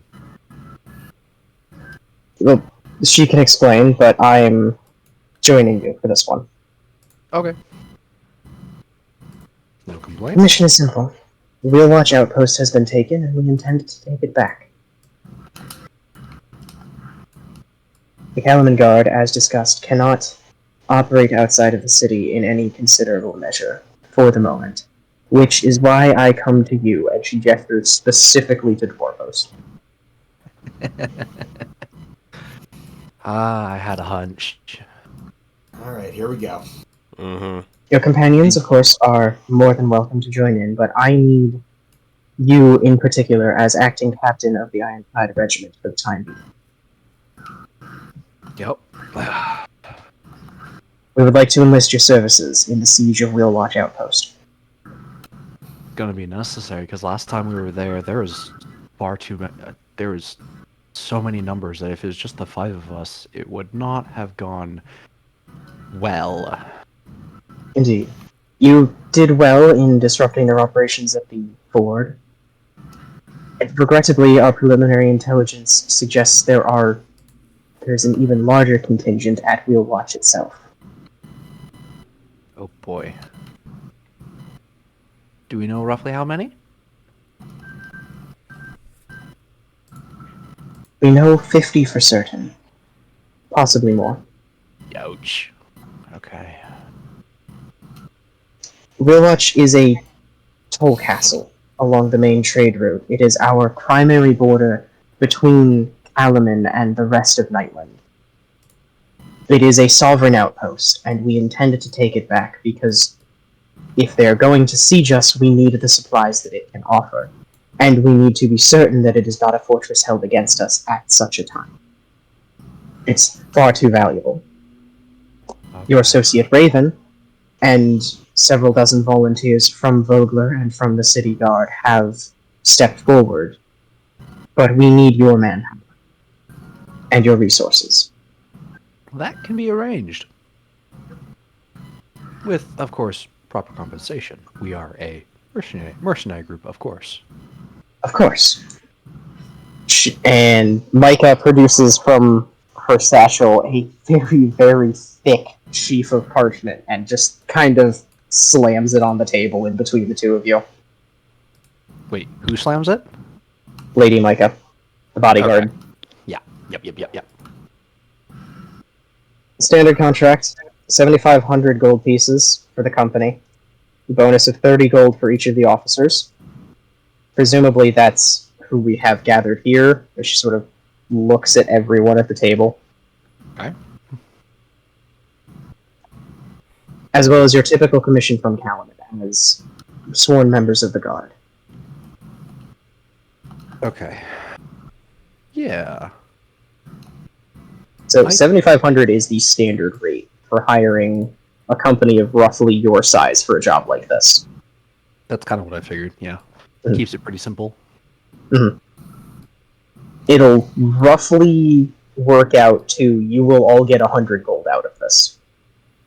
Ooh, Which- in this economy? Yes. Yes. In this economy. It's a lot. Welcome to being a mercenary. It's fucking worthwhile. Mercenaries are expensive. Yes. Mercenaries are expensive, especially if they're as good as yours. Screw. Bingo. Damn. Screw living a modest life. He gets one lick of money. I'm never going back. Yep. This is mine now. Yeah. Time to drink the entire town's budget of Don't. liquor. I did that anyway. Time to Liquor do it is again. not expensive here. For the price of less than a gold, he drank all the solid city's liquor. Wait, but it was about 3 gold and you completely ran the hearth out of rum? Yeah, Actually down horrendous. pretty good though. Yes. The rest, not the hearth. The hearth is the other one you guys haven't been to. You ran the rest out of rum. Ah, okay. So yeah.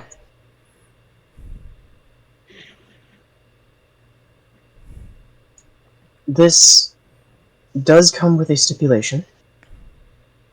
Luma is just, as an aside, he's going to pull the contract towards him and start reading.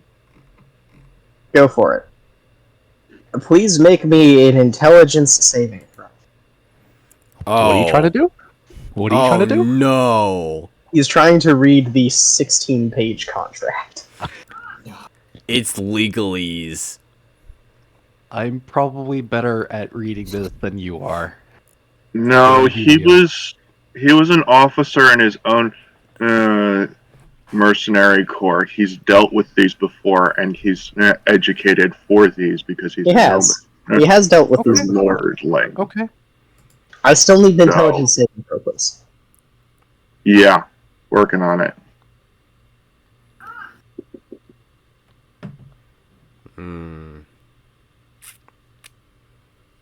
Meanwhile, during this conversation, Darrett has sort of taken up in mirror to Micah, who is always, standing at attention directly behind 15. Perth, right? Darrett has now taken up that exact same position, but behind Dwarvos.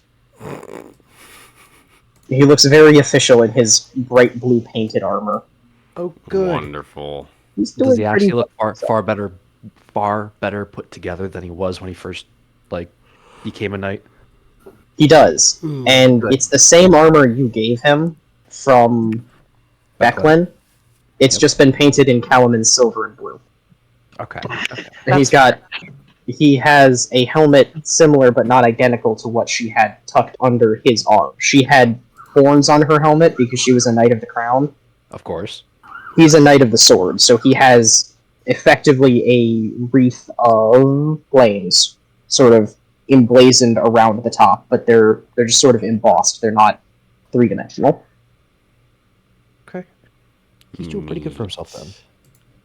Yes. Questions, comments, concerns? And Luma, as you read the contract, it is extremely dense, extremely exacting, and the terms of the contract are effectively, once this is signed, you have no choice but to retake Wheelwatch or die trying. As the standard, we desperately need this back, and we are willing to give you hazard pay to get it back, kind of thing. Jesus Christ. Standard full compensation package for any living relatives should you die in the attempt, stuff like that. Oh, God. Boy. We're dealing with next of kin? Yeah. It is a contract. They do that. This is one of the dicier contracts. Well, it really much depends on the contract.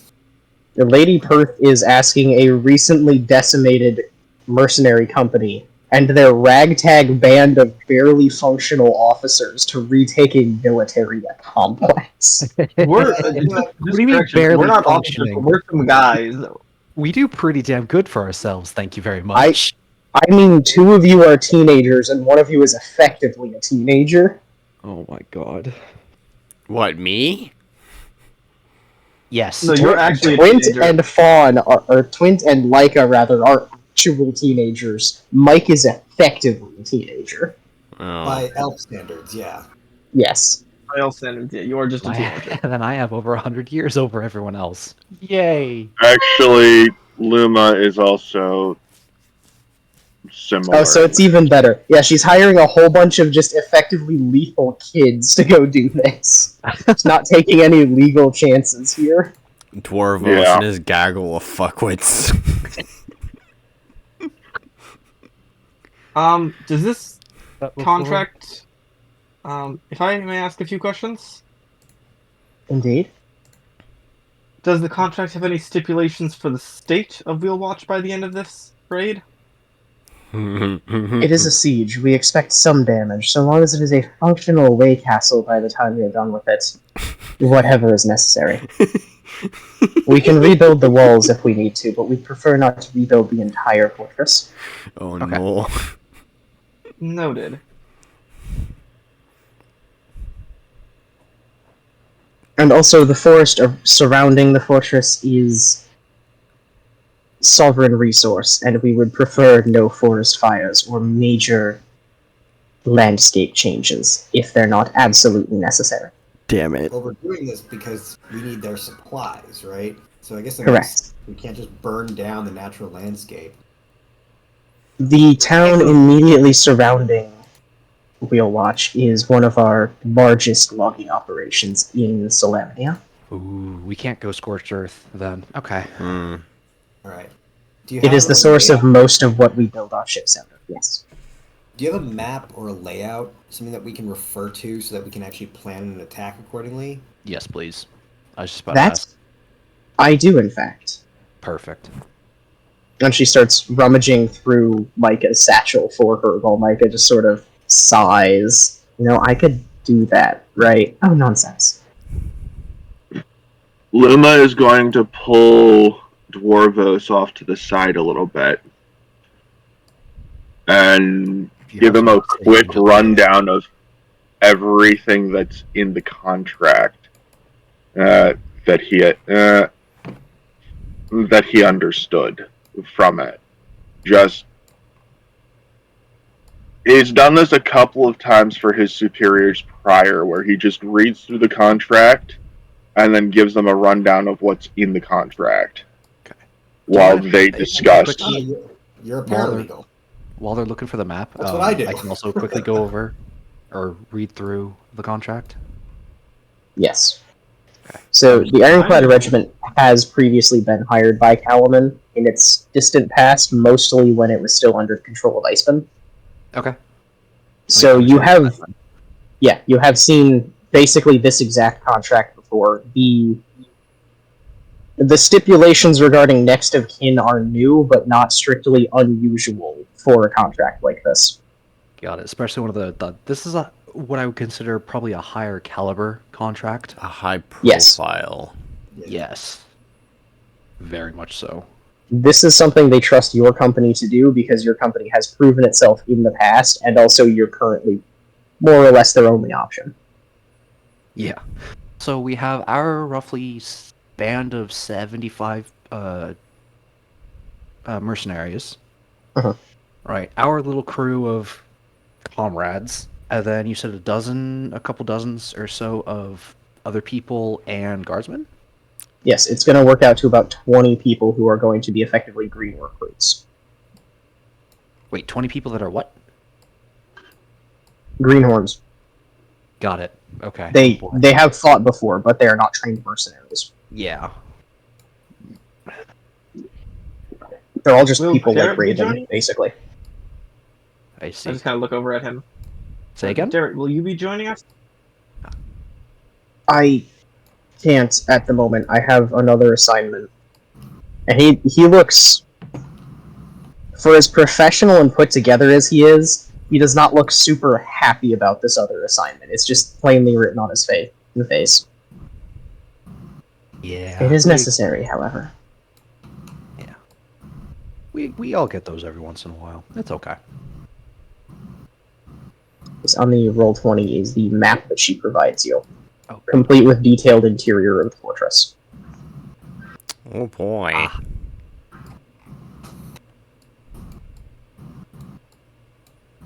Oh. So what the things we got on the right, is that like the levels? The interiors. First floor, second There's the- floor? Oh wait, no, that's No, right.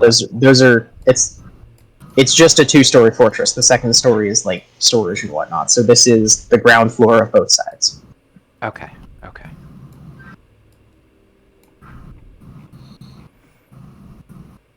Interesting. Snaps are loading for me. They're a bit fuzzy right now. Who's Uh-huh. cooking with purple potatoes? Good question.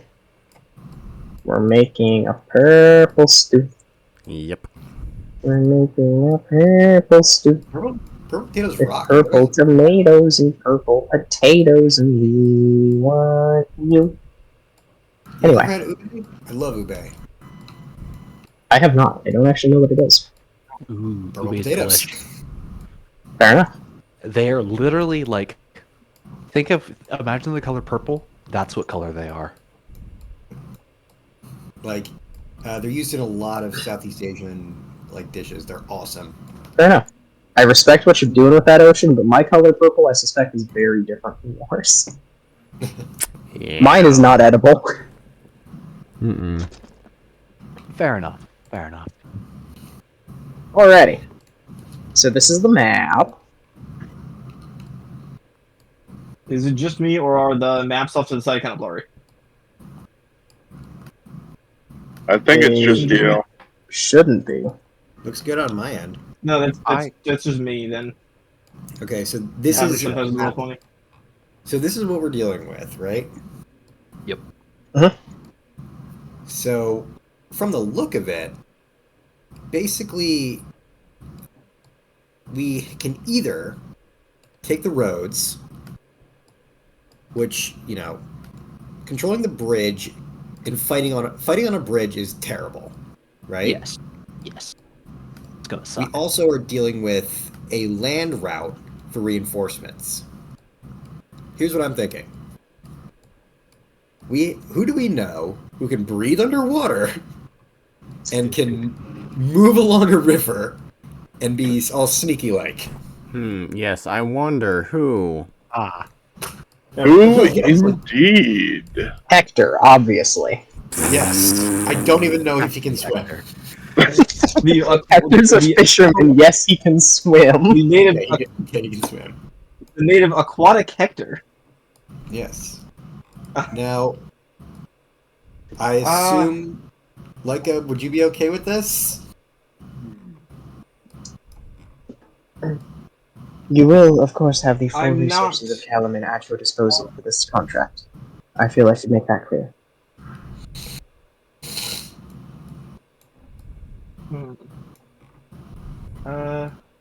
Yeah, sorry, I'm just reloading back. I want to look at the map before I make. Uh-huh. Probably yes, but before I do that in character, I'm looking over the map for a minute. Uh-huh. You guys can keep talking as I do that. So this is the same river that you cleared the fjord on. It's just further west. It and the fjord represent the only two ways to cross that river for something like 100 miles in every direction. Those are in the wrong The spot. bridge itself is pre-Cataclysm. The fortress is built post-Cataclysm. It's a fairly recent addition. Within like the last 50 years it was finished. And it is within the sovereign territory of Calaman, but it's just on the border with the rest of Nightland that forms like that southern corner of Salamia. Or northern corner of Salamia, rather. Sorry. Okay. Would it be possible to move under the bridge? It would. It is an elevated bridge, but it's only like 12 feet off the water. It's not like 2 stories tall. Okay. Because Like the wooden bridges basically immediately end in ramps that go straight down, so it's just like a double spiral. okay. And I presume you wish to keep the bridge. The bridge is one of the more important features, yes. Okay. Also, I don't know what we would have that could possibly bring down a massive stone bridge like that. But what I'm thinking, honestly, is we want to, whenever you're attacking, any sort of structure like this, you want to make sure that you're attacking from multiple directions. So, what I want to know is this tree line here navigatable? Would it be possible for us to move through this tree line? It would. Okay. The earthworks are raised, however. You would have to climb the earth wall in order to get to it. How many of the men But it that is you're possible. are capable of doing that? Because I'd be willing to lead a force over the cliffside. What I think may be best, I would be willing to take on the bridge, or to go near it. But what I think may be best is, since we will be outmanned in this, trying to separate the forces as much as possible. So that we can deal with an initial force while taking the castle, and then deal with anyone remaining while we have some footing under us. Definitely preventing the two sides from coming together to defend the river together will be very helpful. What I might How do we recommend block then, that bridge, though? what I might recommend then is,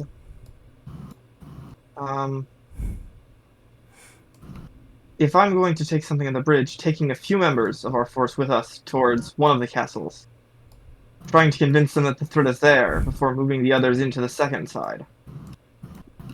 So If we can wanna take rally one of the forts Yes, if we can take one of the forts while it's less guarded, it will mean even if the battle drags on, we have a position. Lima's gonna point to the map. Looking at the About how deep is this Alright. water? do you know? No, sorry, I'm gonna handle that in a bit. What were you saying, Swampy? Of the two houses, I can't see because the images are still a little blurry for me. Which of them? I'm just Okay. gonna kind of ask her one. Which one would they store things like animals, the armory in? Both I would Their sides major have sources of supplies. both sides have here- inbuilt storage and a stable.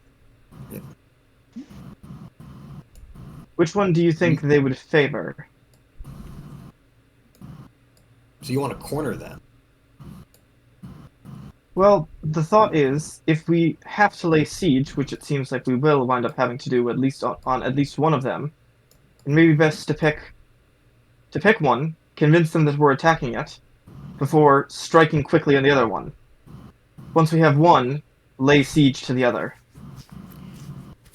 See, I Split would up want the to avoid forces. siege, to be honest. Instead, I was thinking of a way we could draw them out.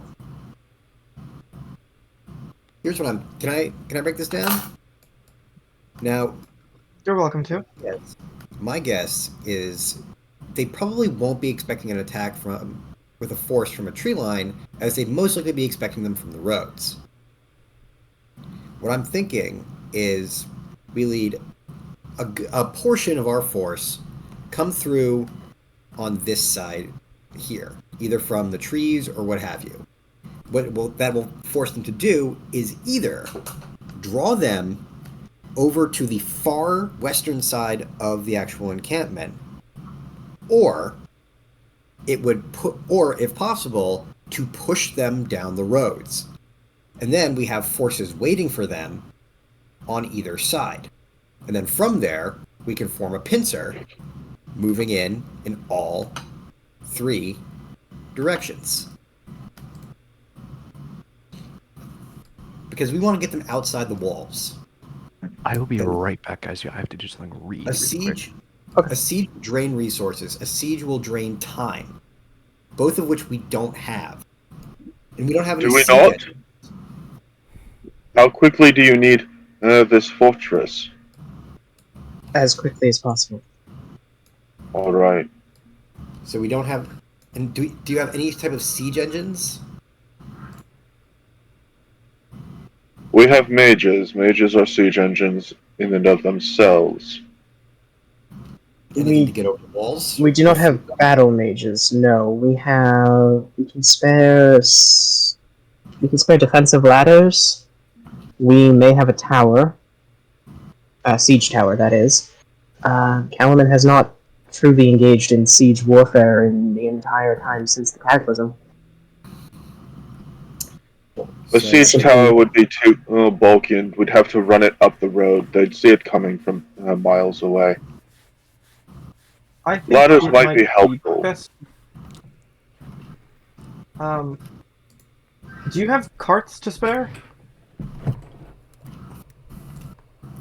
Perhaps. Of what kind? Well, the carts that you would be used to house men.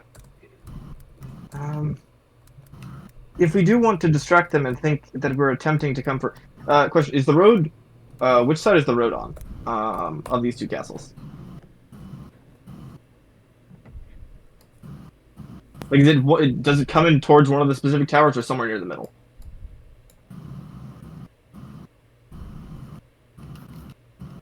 I'm assuming these brown lines are roads. Yeah. Yeah, okay, so sorry, one sec. It does one of these things. Okay. So this 0 is the Calaman side of the road, right? No, the 0 is the western side of the road. It's the other side of the river from Calaman. So this is the straight one is the Calaman side. Yes. If we want to distract them, sieging one castle, I was gonna say, getting them out may be one good thing to do.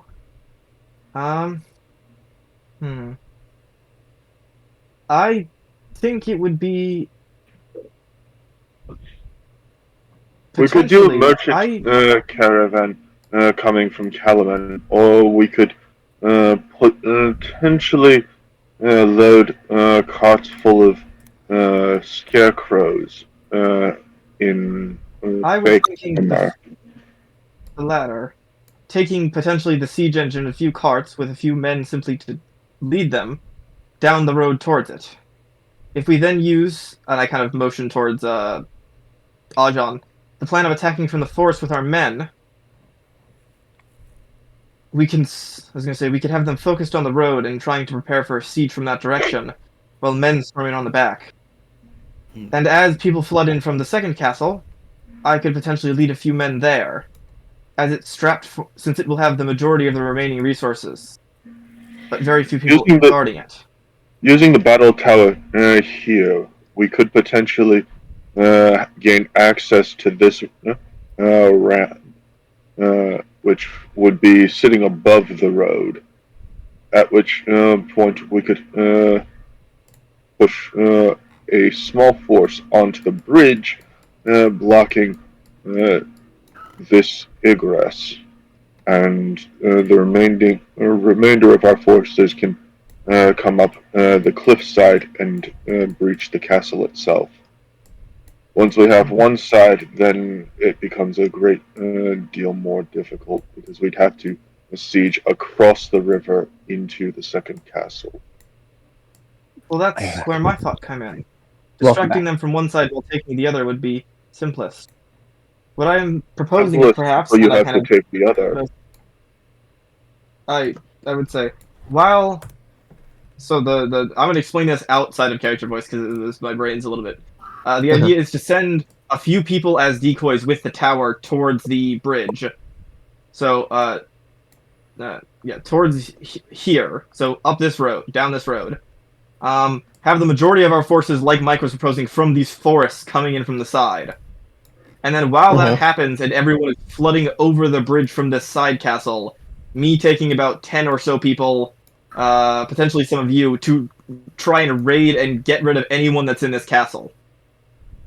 So basically, while they're all rushing over to prepare for the siege equipment that's incoming and the rush of people from the side, a few people trying to stabilize or at least keep the remaining people out of this tower. So that's the kind of 3 parts I was thinking. So yeah, and I'm going to kind of ask the military generals here their thoughts as well. So all of you, and then also Lady Perth and Micah. Also, I just wanted to ask one thing, and I kind of do like, are you guys familiar? Now, it's something that pirates make good use of, is grappling hooks. Because if we're traveling through the woods, we can't carry massive ladders. Do you guys have access to those? They're not hard to make, but we would need a good amount of them. We might. The resources of the Navy are quite strained, but it's possible we have some. It would only take a blacksmith and enough iron. We can have a searcher and make a requisition as needed. And How many do you suppose you would getting need? Wheel Watch back? I imagine we can make this a little bit higher priority. 50 or so? Enough to set 10 or so hooks above the wall to climb, and then replacements for when the ropes get cut. We could do that, or I could teach them the ore vault method, but that takes a lot longer to learn, which we don't have time for. Do you guys know what I'm We talking don't have about? time for that. Yeah. I do not know what you're talking about, no. It's actually really cool. So what you do is you have a team of people on one end of an oar, like one of those really long oars that Vikings would use. Someone holds the end of it. They run towards the wall, and they use the oar to almost push him up the wall. Oh, okay, got it. Or vault. That did not click in my head. Vault. Got Yes. it, yes. The word I understand wheel. now. Interesting. Now, we don't have time to learn that, so grappling hooks will do. But if you know it... Yes, but I need That'll a get you whole up the team wall of at people. quickly. Yes. If you know any sailors who are familiar with, well, not even sailors, like, you have any pirates? We Do you do have not any regularly privateers? hire pirates, no. The point is that the best plan of action would probably be grappling hooks. So, Mercenaries on Understood. ships would know. Even. Not even pirates. and no one would want to lay claim to the title of pirate in a civilized port. They'd want to be What do you known as think? mercenaries. Anyway, The point is that I think it was wishful thinking to think that this would be. You need a whole team, and I think the best course of action would be a set of grappling hooks that we can use to just scale the wall, ideally, without being noticed. Ladders are a little less subtle. So, Lady, unless you want us to be the first wave of attack, the problem is that scaling a wall without a distraction is asking for trouble. Yeah, So people are gonna get that's picked off what I'm like proposing. Using the siege flies. equipment.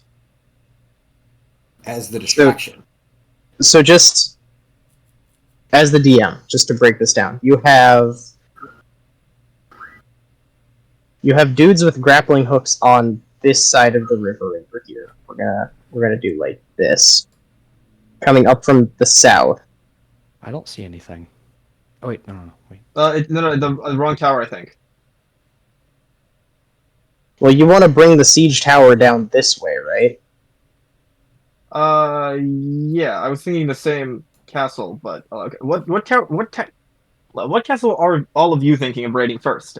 The one on the left or the one on the right? Can we do them both simultaneously to split up the troops? yeah, because I think we're going to be attacking from We all don't have sides, enough troops to so- do that. That's what- About 95 of that's what- them plus us. So That's what I was thinking. just over 100. Breaking it up a little bit. 50 people per castle that might have 100 people in each castle. So the number you were given was 50 people as a total garrison they know about. Yes. So probably 50, give or take 10. I'd rather have a fight of 2-1 in our favor than 1-1 with them having entrenched fortifications. That's not how math works. So my best guess is that what honestly I would prefer to do, if possible, is basically if we hit them on one side fast enough, it'll route them to the other side. Uh-huh. A defensive retreat where we have the rest of our troops at the ready, and we trap them. I don't think they'd so easily retreat Yep. because they have kind of a little fortress, you know. Right. So instead, what we could also do is that once the initial attack begins, reinforcements will pull towards them, wherein we just need to get enough of them over the bridge where we can get an assault from, I was thinking Leica and like some brave snorkelers to come up the sides of the bridge and basically cut them in half. How tall is the bridge? 20 feet. You'd need scaling ladders at the bridge to even pull that off. Yeah, 20 feet's well. Yeah. I mean, a length of rope is 50 feet. True. And you've already got grappling hooks on your shopping list. Okay, this was my first. Okay, to reiterate the question, for you other PCs, were you guys thinking of attacking the tower on the left or the tower on the right first? The one on the right is closer to Calamouth. That's what I thought. That's where I thought we were. So It would be I'm not- easier to attack the one on the right because then we don't have to move so many people to the left side of the river. We don't That's have to. what I. It's already That's what I was thinking. the reason we're even taking Wheel Watch is because the river. This is the best place for crossing. So the you river. have a distraction. You have a distraction siege tower on the north road. You have people assaulting the earthwork from this direction, correct? Yeah, these two arrows that are now at this one. And what I was Okay. thinking was a third small force crossing the river and attacking somewhere around here. And while all the forces are being drawn towards the tower that's being attacked and has siege equipment rolling up at its door, Me and a few Uh-huh. people would try and pick off and take over any like fortification equipment here. That way, if they do Okay. try and retreat No. back over the bridge, we have ballistas or whatever else is on these towers to help. No. Probably the better idea is to set up a fake invasion on the right, on the left-hand side. So Well, we don't have any way of getting the. That would be ideal, but we don't have any way of getting siege equipment onto that side, like the tower, right? not siege equipment. We don't want siege. So what we would be doing is we'd have a fake invasion, like 10 people making a lot of noise over here, which could potentially draw people from this side over, and then enact the full invasion over here. That's always been the plan. Well, the plan has always been to have a distraction and then a full invasion. I think the discussion, the debate is on what side. The I think we The can all agree the real distraction is currently on the right-hand side. and the invasion is that's the current plan, to do both on that side and then have a few people try and take this keep while the proper invasion's going on. Okay. To make That's it a at least little my easier, thought. to make it a little easier for the people sneaking up, either I can go with them or someone else who can cast silence. So while they're climbing up the walls, they cannot be heard. That would be ideal. Okay. I feel like that would be maybe a decent option. So We can do that. I'll go because like I'm used to scaling things. Twint would also be very helpful to have. All right. Just because, I mean, if anyone's going to do some breaking and entering, it's our little baker boy here. So I don't do breaking and entering. I do pickpocketing. But I can do Well, you breaking did- and entering. Guess did what? breaking and You entering get in the to do castle. two things now. think of the castle as one giant pocket. Okay, what you're gonna do is this. This is the pocket. Okay, we are the fingers. We're going into the pocket, Twint. It's just pickpocketing, but a little bit bigger. Now, This is a What I'm Think of- thinking, what time are we planning this invasion? Oh god. my guess. If we right do it before- early right- enough, if we do it early enough in the night, then the siege equipment can get pretty much right up on the tower, so long as it's quiet, without being easily noticed. We would want it And- right before dawn, initially. As close to dawn as possible without the sun coming up, because they'll be the most tired, it'll be the point of the changing of guards, and eventually the early morning sun will actually be at the main force's back, which is way better than them being at the front, because we will be the ones that are lit, they're going to be the ones that have to be fighting through the sunlight. It would also give time for us to, before, get the siege equipment in sight. So as the dawn is coming, they're beginning to see our distraction down the road. Meanwhile, we have the sneaky force doing as much damage as we can before we get caught. Yeah. Because the way I see it is that basically they're going to be seeing siege engines. They're going to be like starting to move their forces in that direction, pulling the attention away further from the secondary force that's sneaking over the wall. In that time, it's only going to be a matter of time before we eventually realize that we're stabbing a bunch of people in the back. But before that, we can basically pick off as many as we can as they're being attacked on two sides. Mhm. Does that sound good? The only addition that's part of my plan is that I was going to have a few people go across the river because they're rushing everyone over to the siege engines and towards the actual fighting as it breaks out. Having a few people go over here and try and secure just whatever's left so that they cannot retreat to this tower. Basically making it unsafe to retreat to if they decide they want to do that. That's a great idea because you can reinforce the group that's coming up on this side, and then we can converge and take the bridge. Yeah. So the plan is. Yeah, So, go so ahead. the plan is. I only see one issue with this thus far, and Okay, that's let that we him were articulate what the plan is before you say no again. okay. Okay. The plan is. Let's say I'm these are the three things. The first part of the plan is that some people are going to take carts and siege engines and take them down the Calvin Road towards Waywatch at night. As dawn begins to crest, they will see that, oh shit, there are forces coming. They will start to reinforce that position. During that night, and kind of getting towards dawn, people will be coming in from this direction, trying to scale up, beginning to and trying to scale up this wall as they're distracted by these siege engines. A third force, probably led by me because I'm the person that can swim, will be crossing the river, and from somewhere on this side attacking this fort after they start rushing troops out to try and take control of anything, like to try and take control of or disable any ballistas or things that are here to prevent siege on this side. So that when we do start to cross the bridge to this tower, or when they start to retreat, there is as little stuff for them as possible to defend themselves with. Does that sound like roughly what we've laid out to everyone? Yep.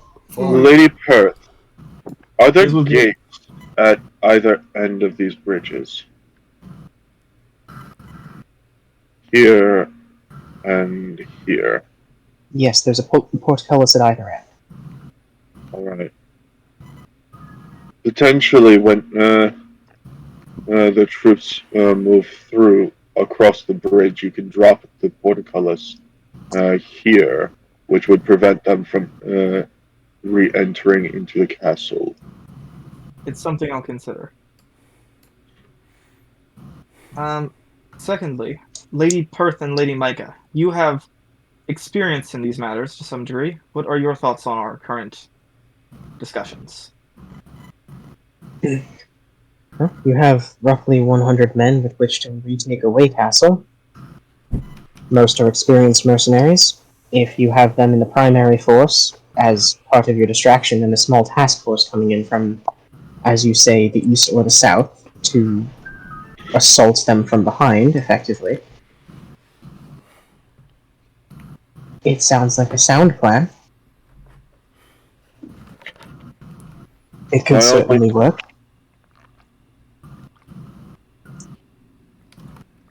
My only worry is timing. If we're planning the attack at dawn, half of the troops will be well rested from a full night's sleep. Well, If they're following standard military procedure, that's true of any time you would choose to attack them, as they would have at least 3 shifts, if not 4, covering watches. and you have to remember is that in reality, even if they're rotating shifts constantly, so they're always well rested, unless we're dealing with nocturnal species, which we're not, these guys are naturally going to be more tired at the crack of dawn. Because that is when people, even if they've slept during the day and they're preparing for a night shift, they're going to be at the end of that shift. They're going to be tired. And people just waking up are never fully rested when they get up. They are still kind of groggy. At least Bro, I don't need to be called out like this. Night shift life. Now, keep in mind, we'll probably still see the big lizard guys as well. Yeah. Yes, and I'm mildly worried about whatever they're keeping in their stables after the saddle we brought back. That is a fair point. So ideally, we'd want to neutralize as much as we possibly can before they even realize we're already in there. Mm-hmm. So, I'm looking over at like Quint, and I'm going to be like, "We're going to be relying on you, man." Well, combat always did make sense. Get into the barracks and start slaughtering the people sleeping. It's not a pretty work, but That's what knives are for. yeah, it's war. War Make never sure somebody goes with the kid. If they start waking up, I don't want him to be alone. I'll go with him. Is that a good idea? Can you be quiet while walking around? You tend to clank. Despite my, I actually do have proficiency in stealth, so I'm good. You'll be fine. Would you like to look at my stealth modifier? I trust Ajan with my bread.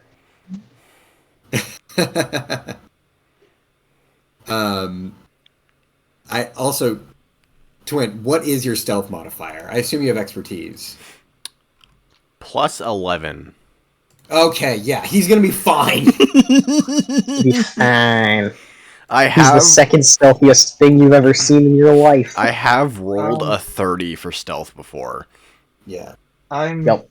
I was gonna say I'm. The gonna- worry is when the alarms start going off, will he be able to remain hidden? Right. I think the worry is whether or not someone's gonna punch the no. But How many of I kind of look at both the Micah and the and Dorvus.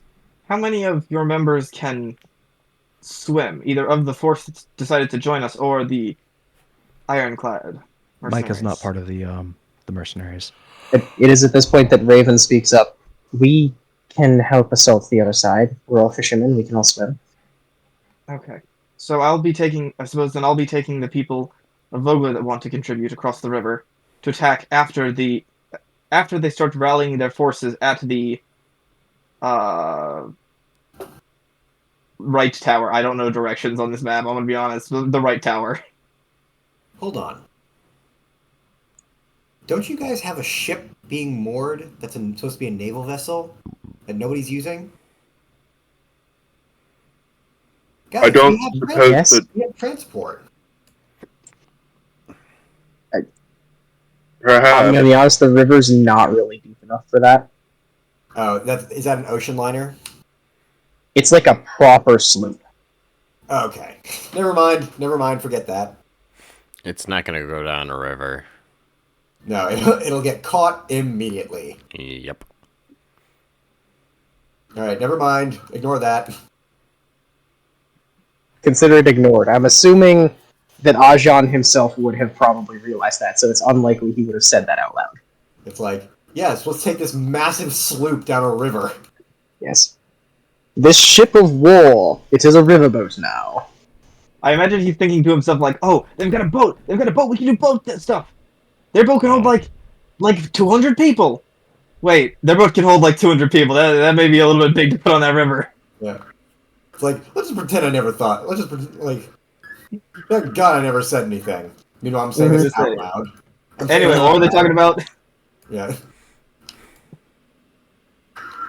Anyway, so my one final thought, because I think we have a game plan, is just in case it all goes wrong. Uh-huh. We don't have that luxury of thinking, do we? no, we take this contract and we either take the fortress or we die. All right, so I guess there's no really. Is it worth even thinking of a plan B? Because if plan A doesn't work, we don't have a plan B.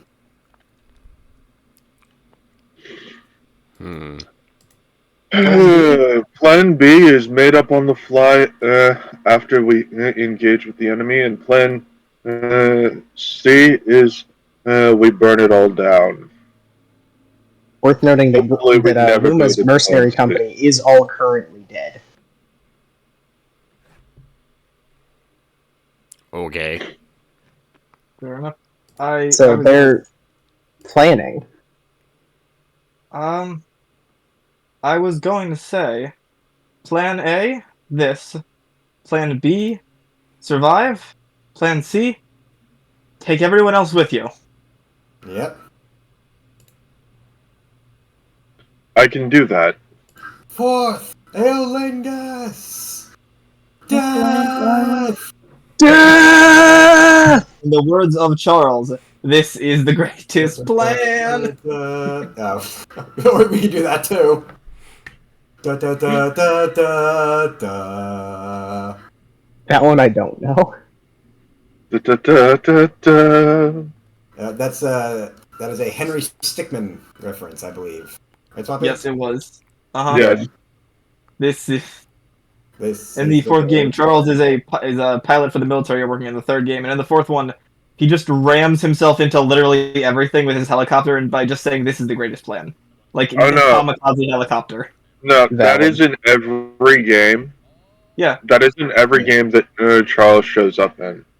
At least one of the endings is he kamikazes in. Yeah. In the one of the endings, it Fair actually enough. works, which is the irony. Yeah, one of the endings it does work, Yeah. which is the Anyway, funniest bit. Same with the teleporter. The teleporter is death every time until that one time it works. so Anyway, I'm gonna head down to the blacksmith, and I'm gonna give them the order to start making as many grappling hooks as they can. Grapple these hooks. These hooks need to be Fair grappled, enough. son. I'm Luma's going going to go to Dwarfos and say, "Are you particularly picky about the people you hire into your mercenary company? Because I might know some locations in this city where men could be found to more add the numbers." Well, And there might be several groups crazy enough to actually think this will work. this wouldn't be the first type of this contract that we've done. Keep that in mind. So all the current members, they're a little bit used to this. But in terms of picking on who we bring in, yeah, we're a little bit picky. We vet them out a little bit. makes sense. Figure out You who don't they are. usually hire bandits. Federal was the only one who did that. Yeah, no, Um, I'm a little bit more than Cudgel was. To be fair, Cudgel needed numbers.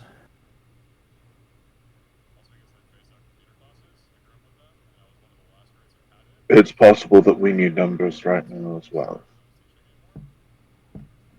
In theory, we'll be Definitely. pulling double what they have, unless they've reinforced it. But they've got walls. When was the last time that They have fortifications, and when's the last there's time a Wheel Watch was possibility. scouted for numbers?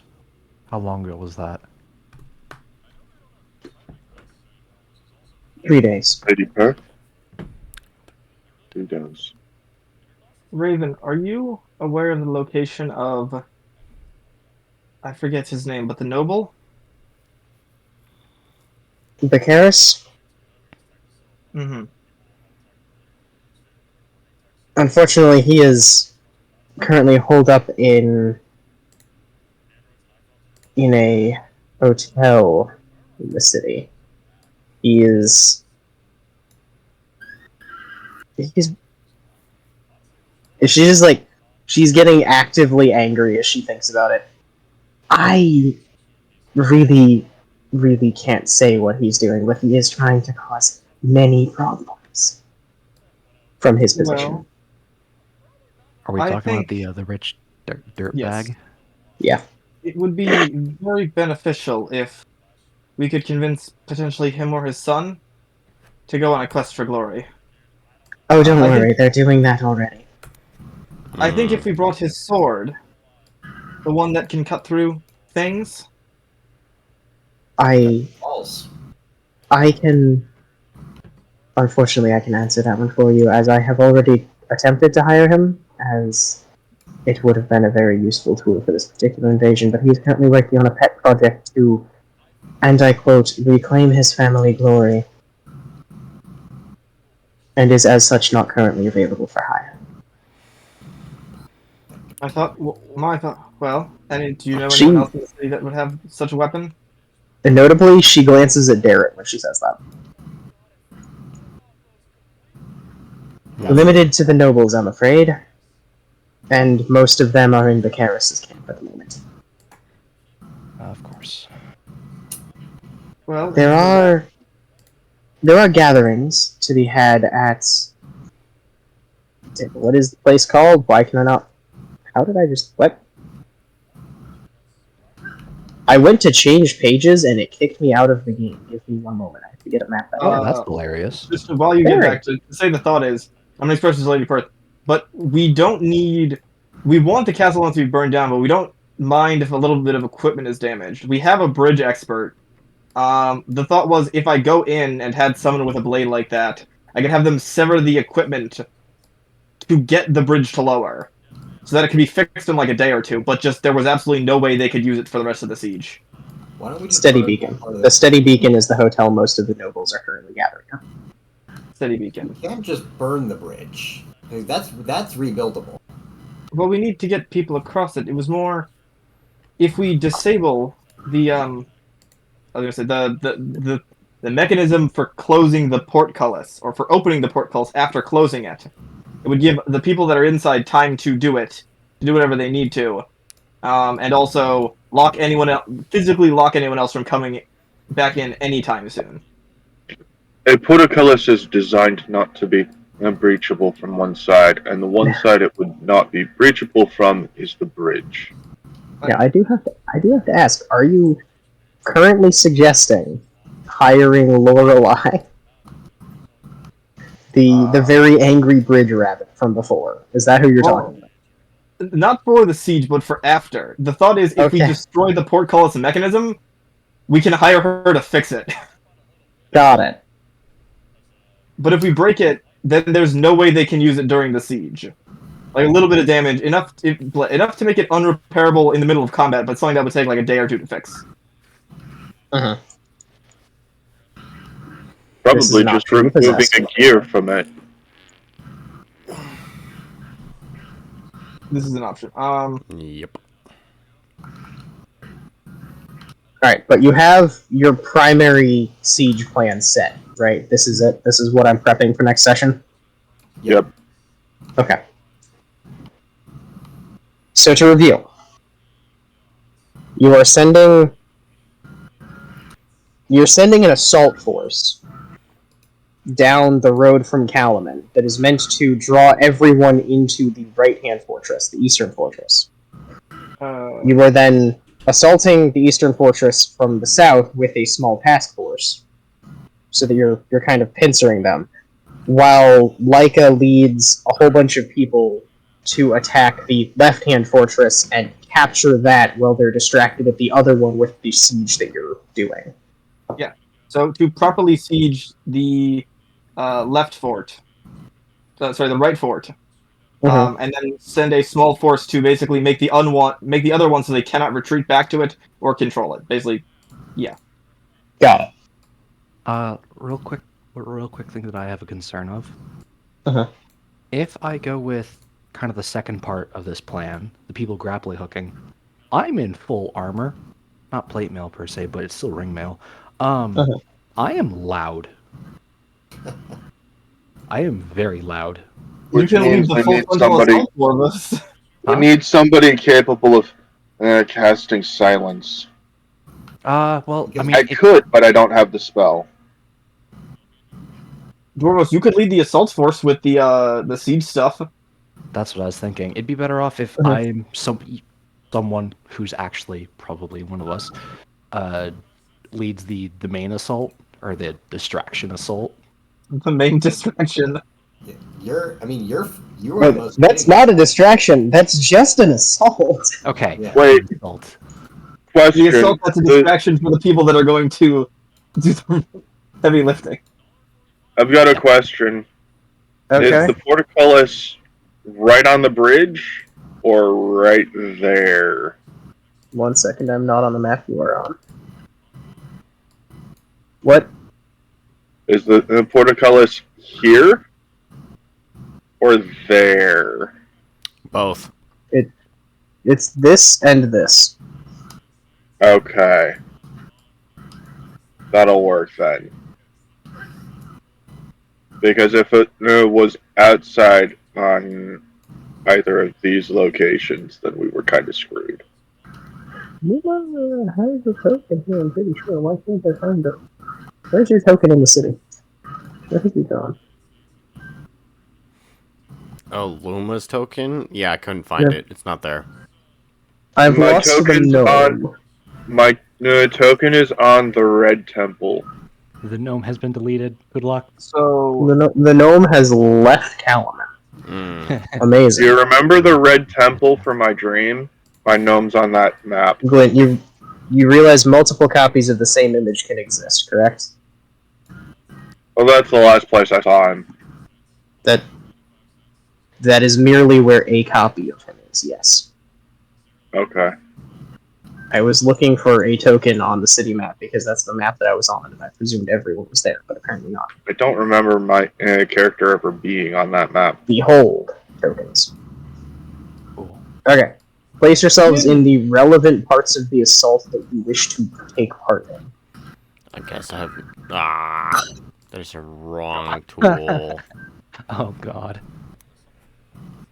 Alright. So, Leica's over there. I'm Micah down is through. here. I would like to take Iriata with me. I will Okay, move you may Iriata. have Iriata with you. Iriata is a bad swimmer, but we will address that. Oh Yes. God. Would you mind? So, I love Hector. Don't think Uh-huh. he'd be very good at sneaking. I can take care of him. Yeah, I was hoping he could go along in the frontal assault because that's more his speed. Okay. He can do that. Are we going with the red arrows or the orange ones? The orange one's just I put that there because we were trying to explain. I think both are counted. So let's put them in the orange arrow for now because I can see all 3 arrows at the same time. Cool. So where's Raven going with all this? I think Raven both are is pretty sure she's with Leica because that's where all of the fishermen are going, right? Ah, yeah. The people who can actually swim. Got it. And then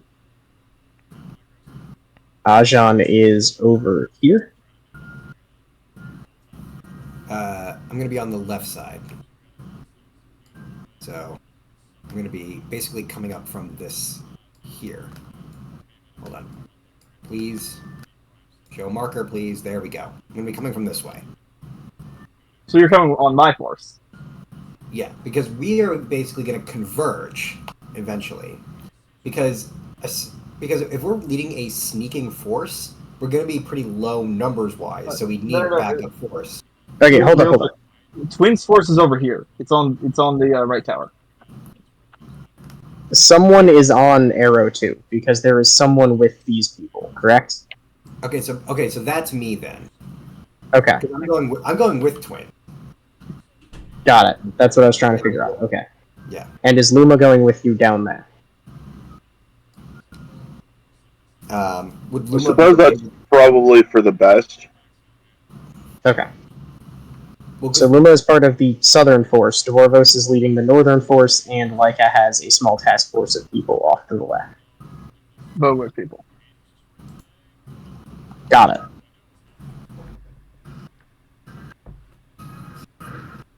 so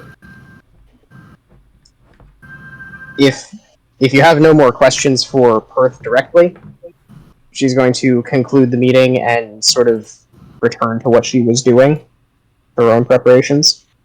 Mm-hmm. What sort of preparations do you feel you need to make at this time? You can message me at any point before the next session we have to let me know what you'd like to do, but immediately, what are your thoughts of what needs to happen? I would like to go talk to nobles potentially. Okay. That's Grappling what hooks, kind of grappling hooks? reed snorkels, weighted vests that can easily be shed. And if we don't, and one thing is that also, would it be possible to get access to the silence spell that isn't from Dwarvos, because Dwarvos can't really sneak? Anything that we can do to be as quiet, to get a force as quiet as possible.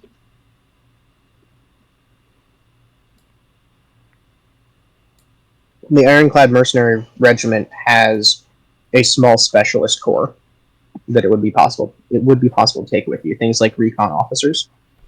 Well, Anyone who not officers, but you know what I mean. Stealth. Recon units. Yeah. All right. Cool. So other than that, Probably a junior officer or two that had the skills for it. Perfect. Okay, I'm just gonna go to the blacksmith, the guy with all the kids running around, and just be like, Mhm. I need grappling hooks. You go to him and say you need grappling hooks. He goes, "I got you, fam. Okay. How many do you want? You know, I'm not going to make you plan out numbers, but he's like, how many do you want? This is what it's going to cost. Bill it to Calman, that kind of thing." Yeah, we're going to Kalaman. As many as you can. Fair enough. When do you need them by? When are we running this? That one's on you. The contract's your job, basically. So there's no timeline, but it was basically ASAP. Like a day or two. I say, As soon as you have 50. just grind out 50 as quickly as you can. Because we'd ideally like to do this all in one swoop. Can do. Awesome. All right. So you're going to use these to beat people up too, or? I mean, they can be a good bludgeon in a pinch, but these are mostly to get over walls. Fair enough. I don't think I need to know what's going on. Well, big wall needs to be gotten over. With better You luck. said you didn't need to know. Why are you explaining it further? It's kind of thing. It's maybe best if I don't know what's going on. Actually. Fair enough. Suffice it to say, you're being paid by Calaman. Yeah, you're gonna get a nice mint from this. Fair enough. I can live with that. Charles, please stop attempting to eat the smell. No, stop! Don't lick that. Just imagine Oh, He is currently surrounded by children, so they're. Yeah. He's got his hands full. Mm. yeah. I am going to I'm make gonna- a quick stop at the oddities shop. Hopefully with Why? Leica. I'm going to ask her if she has scrolls. Specifically scrolls. I don't need Are we doing oddities, this I don't again? need cursed artifacts, I just need scrolls. I am I was never gonna- giving you an oddity shop ever again. I was Yes, gonna there go are there. scrolls. I was gonna go there for a very different reason, Pancake. Okay. You just tell me the response. I want to ask if the witch. I was gonna ask if the witch wants to be part of the siege. Ha. The answer to that Probably is not. no. She's a respectable business owner. Fair enough. You know what? I just figured I'd ask. Always worth a shot. You don't want a chance to experiment with any of your experimental magics? For shame. Yeah. I'm gonna Bro, start she's a browsing. merchant. Tony, you want to use that new There's spell you're also working on, a hedge Tony's witch. Terrible torsion. I would like to point out that you are exceptional as a hero because you have decided to use magic for violence. Most people who can do magic don't do that. Okay. What spell scrolls does she have? Roll me 2d12. Mm.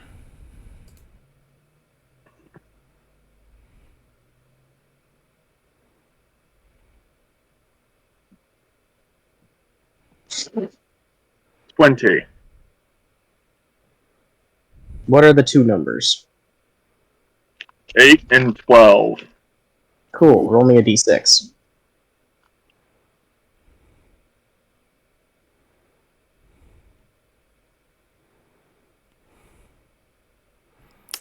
Go, baby, go.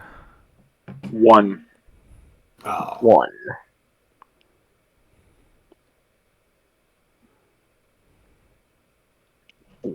Two, 3, 4, 5, 6, 7, 8, 9, 10, 11, 12. You find two scrolls, one of Chromatic Orb and one of Disguise Self. Hey, that could be useful. How much does she want for them? 15 gold each.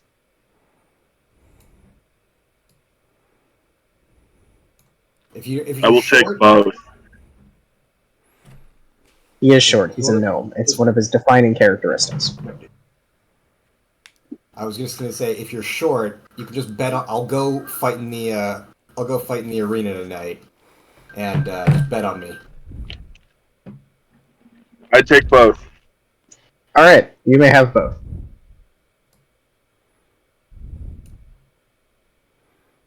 I have enough for living expenses. I'm proud of you. Mm-hmm. Disguise self or chromatic orb. Oh. What does chromatic orb do? It Orbit creates Fun an jazzy orb. spell. It's one of my favorites. So disco He's ball. orbing. Kinda. It can either be hot stuff, it could be cold stuff, it could be thundery stuff, it could be force stuff, It could be melty stuff. it could be melty stuff. Is that the Cool. sorcerer spell that does infinite damage, theoretically? All right. I doubt he's gonna give me I something that have does no idea. damage. Is it the one that jumps between people? No, Okay, that's a different one then. that's chaotic. Chaotic orb or orb of chaos or something like that. I like chromatic orb. You roll like a D6 or D8 on which damage type, and it's like a 2D6 damage. Yeah, it's like 2d6 per spell level of some damage type, and then if it's an appropriate damage type, it creates a surface equal to that like Yeah. melts people if it's acid or electrocutes them if it's lightning or something like that. It just creates like a lingering effect. It's a super fun spell. Honestly, it's great. Yeah, it's pretty good. What am I thinking of? It's evocation, so it's in my school. Unfool. Chaos Bolt. Yeah, the one I'm Alright. thinking of is Chaos Bolt. Yes. Alright. I will start adding chromatic orb to my spell book. So, remember, the cost of copying a spell to your spellbook is halved naturally due to the setting, and then halved again for whatever school you are, round up both times. Crap, I don't know if I can. I am down to 3 gold. Then How you much cannot. is... I can comp you. How much is...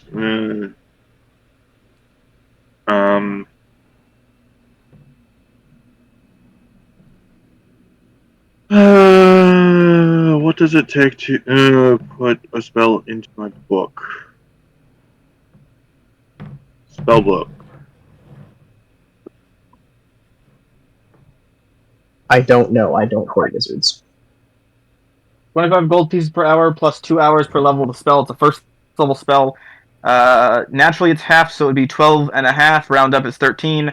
13 halved is 7, 6, 7. 7. Seven. so it would be 7 gold to copy into your spellbook. Okay. I need 4. I can comp you. Leica also is crazy rich, so Leica, can I borrow 4 gold from you?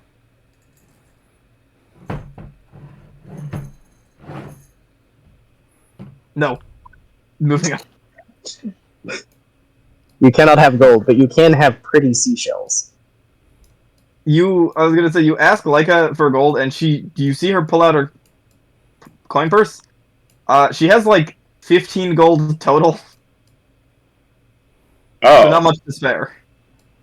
The rest of it you invested in the stock market. I'm not writing. Oh no. And yeah, it would appear that she has spent. She didn't tell you this. It would appear that she has spent most of that money. So you go up to her and just ask her for 4 gold. She just doesn't really have that much to give you. I got you. I'll comp you. I have a good amount. Okay. I will use that and the next long rest to copy chromatic orb into my spellcasting book. Yay! Yay. Alrighty. I I wish So- had. Go ahead, Twint. I wish to do a thing, but What is the thing you wish to do? I was thinking of going to the Thieves Guild and recruiting more thieves or thieves and or rogues for this, but I don't know if they'd be down for it. Probably not. I mean, they're probably Oh. not contracted They're not by Geared Common. towards violence like I am, so Yeah. Just phrase it right. You just need cat burglars to burger a place where people might be. yeah. I mean, you're also gonna have to incentivize them with the fact of like, hey, you can find what you can keep what you find, or like, But I want the things that I find. I know, but that's how you incentivize. That's how you'd have to incentivize them. Yeah. Pass. And They're then not just geared find- towards violence. So, the Thieves Guild has some specialists who might be available. Oh.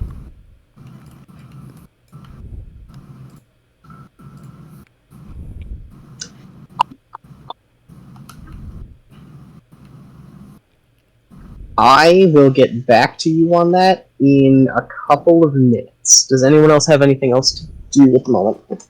I have two things I wanted to do prior. I had Okay. one thing. Okay. But because I just wanted to actually try and touch base with Y to see if I could get her to help. And then I think I also have something to do. Okay. Two things I will let Mike go first, and then I'll go before Ocean. He's describing the things. So yeah, I just go up to Y and I'm just like, hey, or well, is she around? Yeah, she's been like stuck to your shoulder for the last couple of hours. Mostly quiet, just sort of observing. All right. Now, hey, Y. Uh-huh. Do you remember a while ago? This was way back, almost like around the time we first met. You were able to move me in a direction really fast, right? Uh-huh. Okay.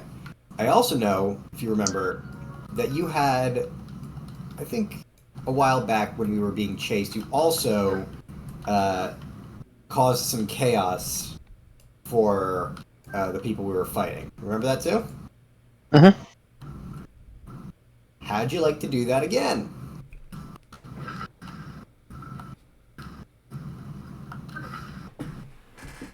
I don't want to leave you.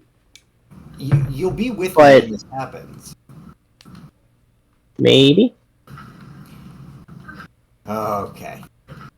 What can I do to Drew? get that maybe into a yes?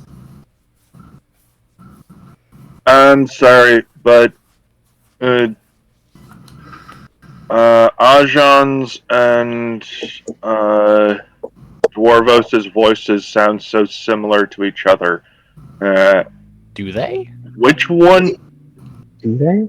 I don't think so. I don't think so. To me, yes. It's fair enough. Everyone's got It's their own. kind of hard. Alright. It's kind of Anyway, hard what to is the tell question? which one of you is speaking Okay. at any given time. Okay. What's the question? Which one do I owe gold to? Me. Ajan. Ajahn. Can you spell your name, please? AJAHN. All right. Thank you. I am sorry. It's all fine. I just didn't know. Do we sound alike? I It's me. don't believe so. You both sound deeper. About the only way I can tell you apart at the moment is the volume I have you set on Discord. I don't know. Mike's got a tenor with a very, very Jersey accent. Not like Jersey Shore, but Jersey accent. And I'm not from Jersey. You probably no, but you have picked up some of the accent. That's my Boston accent. Ah, well, that makes sense. I'm slightly tone I'm gonna be honest. You don't read as Boston, but that's fair. Anyway, you're a tenor. Ocean is a baritone. Yes, I agree with Yeah, that. most likely. Okay. I am sorry. Personally, I can't easily tell. Anyway, moving on. It is a thing.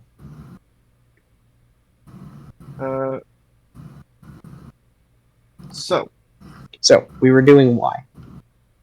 Yes. I just go up to her and be like, look, we're going to be fighting a lot of people.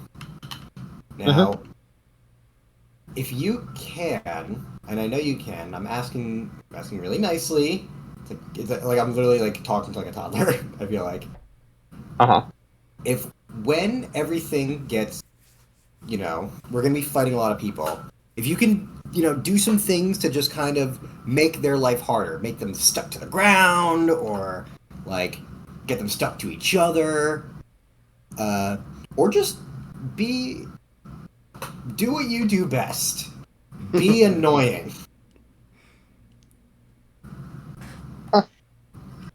Maybe. It's a very not quite smug, but a very self-assured grin as she goes, maybe. All right. Is there anything I can do to get that maybe into a yes? Is there anything I can say or do? I don't know. If there is, you haven't said it yet.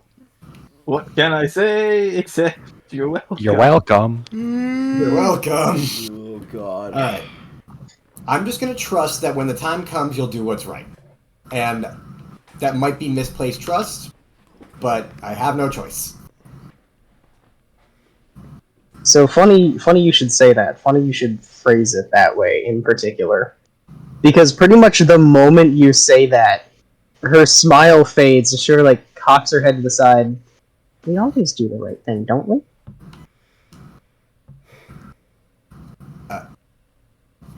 Yes. Just give me like such bullshit, but like, yeah, okay. I think that's as good as I'm gonna get. Okay, I'm done. Just like, let's hope that. I really hope that works. I've got to mute myself in a minute. But the two things that I was gonna do, it should just be for like a minute or two. The two things that I was gonna do are first, I wanted to go look at the nobles and see if I can find any that are willing to either loan me or work with me with one of the blades. And second, I was gonna go just check on the status of the people of Vogler, like give them some basic instruction, like that what I'm expecting out of them, like what the plan is. Okay. We plan on working with them. I'm just gonna let you know that there is not a single soul on the face of Ansalon who would currently be willing to loan anyone a Starsteel blade. Like that's just not a thing that happens. Is anyone that have one willing to participate, noble wise? I doubt it. No, they've all sort of worked themselves into a glory hounding fervor. You do hear, while you're there, you hear a lot of them muttering about a place called Steel Springs, which seems to be somewhat between Kalaman and Wheel Watch. There's a whole lot of like Deus Vult type sentiments going on about we're gonna go take Steel Springs. Like, We're let's gonna fight let's retake Jerusalem, kind of thing. Little bit. Like, they've worked themselves up into a fervor about going to go beat up a whole bunch of Dragon Army soldiers at Steel Springs. Is it going to end like the actual Crusades? Mild question, do I know anything about that place? No. Are any of them willing to talk about it if I ask them? Roll either perception for, like, overhearing something, or if you're actively trying to get information, roll probably persuasion. Alright. Need to double check my characters for those. I still have Domwick. I have stealth on this. Perception or persuasion. Can I use friends to give myself advantage on this? Sure. Okay. I don't have either of those, but I'm gonna make it a charisma check because I don't have either skill.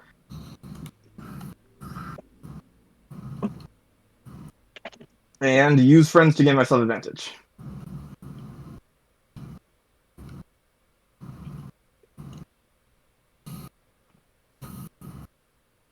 That is a 10. To try and convince someone.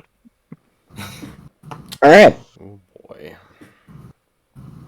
The general sentiment seems to be that Steel Springs is the first opportunity anyone's had in a while to really prove their mettle. It's going to be glorious. They're going to go and kick the teeth out of these stupid upstart dragon soldiers. They'll show them what the dragon god is worth. We've got our own saints, and they're better, and they have blackjack and hookers. Okay. Wonderful. Maybe throw in a hint that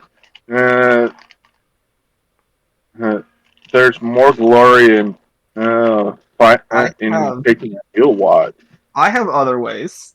Does anyone in here look particularly like they know about this, but they're like very kind of isolated? Like they're talking when someone approaches them, but like an introvert.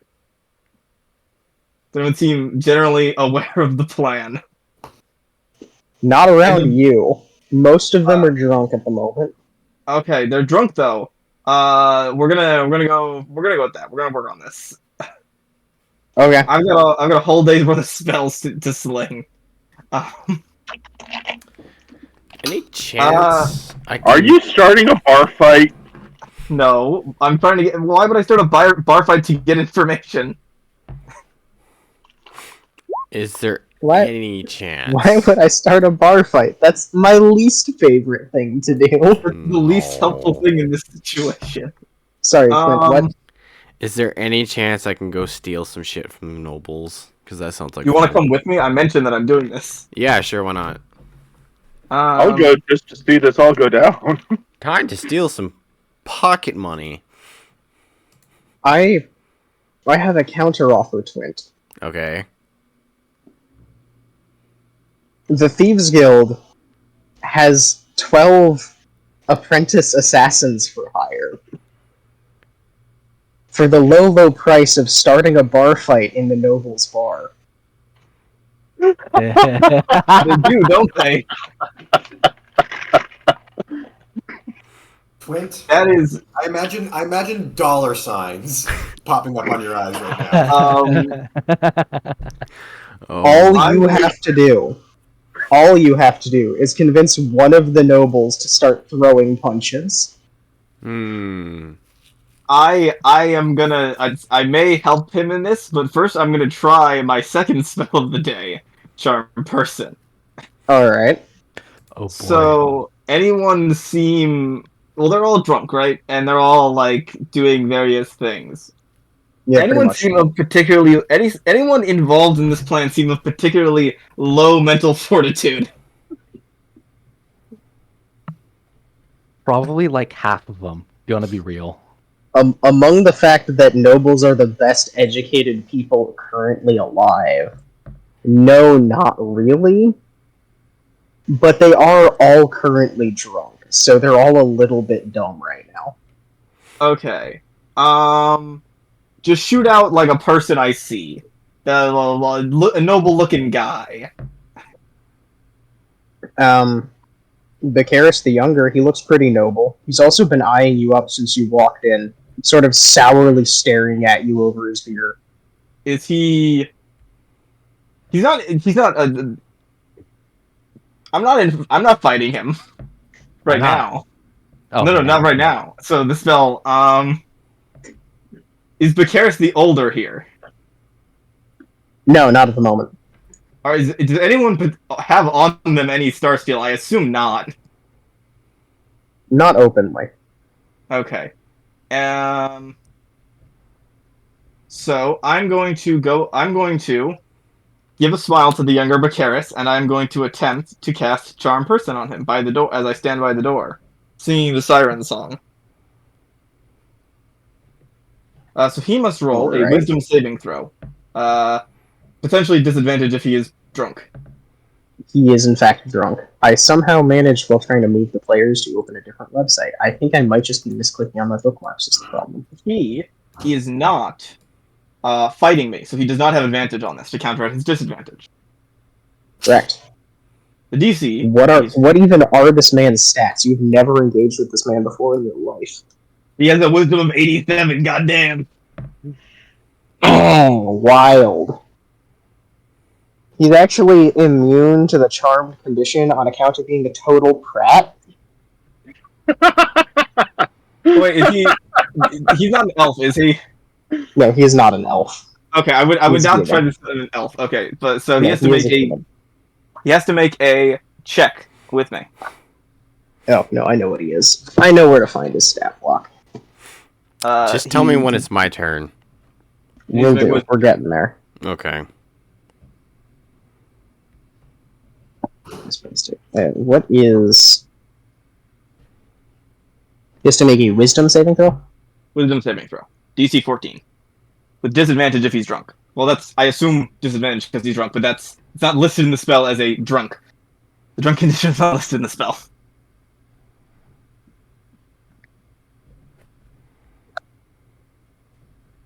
That is a failure. It is in fact a 7. So for the duration of the spell, he is going to regard me as a friendly acquaintance. The spell lasts a total of 1 hour. Okay. So I am going to walk over to Bakaris, Uh-huh. give him a small wave and a smile. Oh, yeah, here. I just finally get to see an intelligent face. It's good to Faces see full you. of idiots. It's good to see you as well, Bakaris. I assume you've been up to much since what transpired at Vogler. How are you holding up? Oh, yeah, I'm doing fine. Just displaced into the wretched backwater from a family estate. It'll do for now. We're going to get ours back, though. You know, we're gonna fight. Fight them. As he's like slowly sliding out of his chair and he straightens himself up. Beat those bastards into a pulp. This is what we're gonna do. I'm sure you will. And you have some plan to do that at name of this city that I forgot? Steel Springs. Steel Springs. Oh, yeah, Steel Springs. A little more than a swamp in the middle of nowhere, but that's where they're camped out. Steel Springs, incidentally, is not actually a town. It's literally just a natural spring. And is there anything there you all plan to particularly find, or just an expedition to crush out the dragon armies? Soldiers! You were gonna kill them all.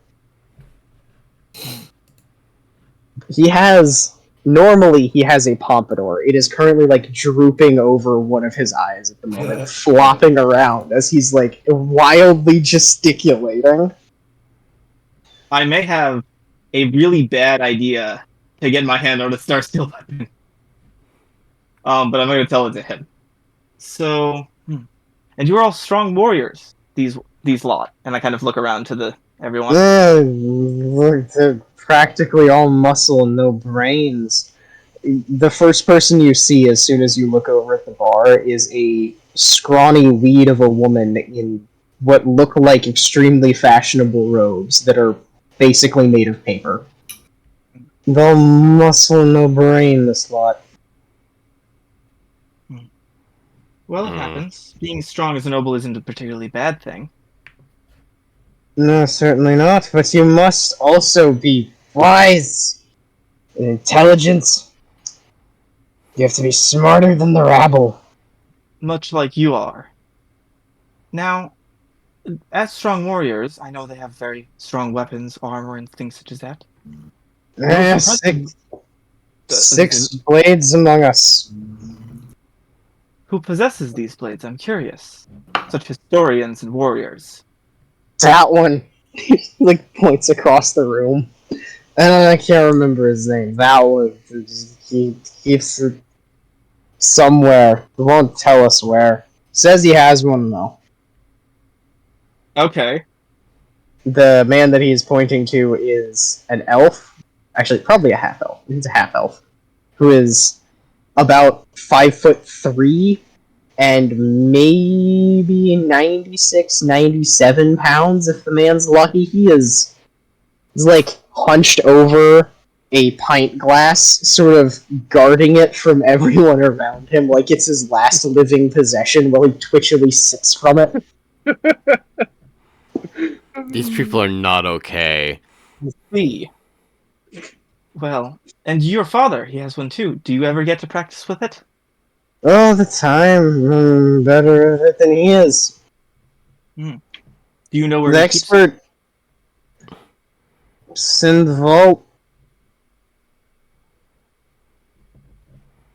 Neat. Do you have access to this vault? Such prized things it must house for your family.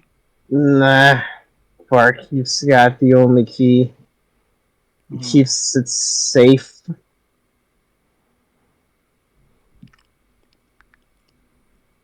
You ask him for. Well, it's been quite wonderful catching up with you. I kind of give him a smile, a pat on the shoulder. But there is Dude, don't go getting yourself killed. so twin. This is a small It'd be question. really boring without you. Have you told me that this is your plan, right? To cause a bar fight. This is a minor Harper. question. Is it my time to Do you think shine? Well, I'm just asking. Did you tell Leica you were going there to cause a bar fight? If yes, he can make it so much easier right now. Let's cause a little bit of trouble. So there's two things I want to do. The first one is I have to cast the spell, and the second one is just kind of talking to Vicaris, because Vicaris regards me as a very kind friend. Krynn. For the moment. So Vicaris, I don't mean to be a bother, but as we're such good friends, but one of your friends here has insulted my honor to a degree. The bastard. And I kind of look over at Twint and like motion around. I kind of whisper to him, "Where do you want to start this?" Your mom gay. No, you. Alright, time to roll some sleight of hand checks. Let's do it. Yeah. Well, I'm kind of asking him who do you want me to start this with? I'm just asking you to pick a person.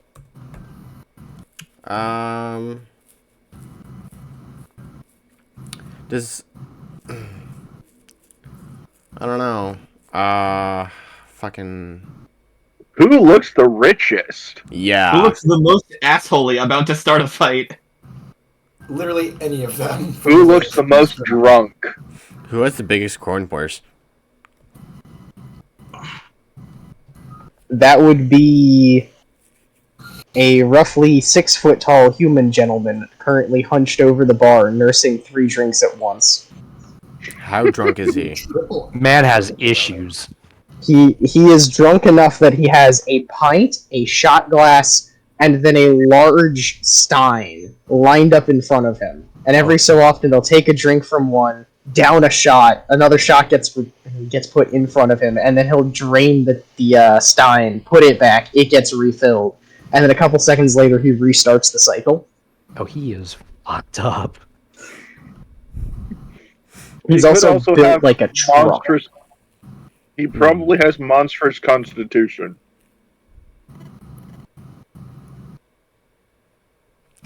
He might not be drunk He yet. is in fact built like a truck, however, he's also slowly, just ever so glacially sliding to the side off of the bar stool. Great. Twin points out that one. That one. I just look over at Vicaris. I motion to that man. He has offended my honor to quite a degree. 27 to steal. A man of honor. I'm gonna cut you off real quick, Leica.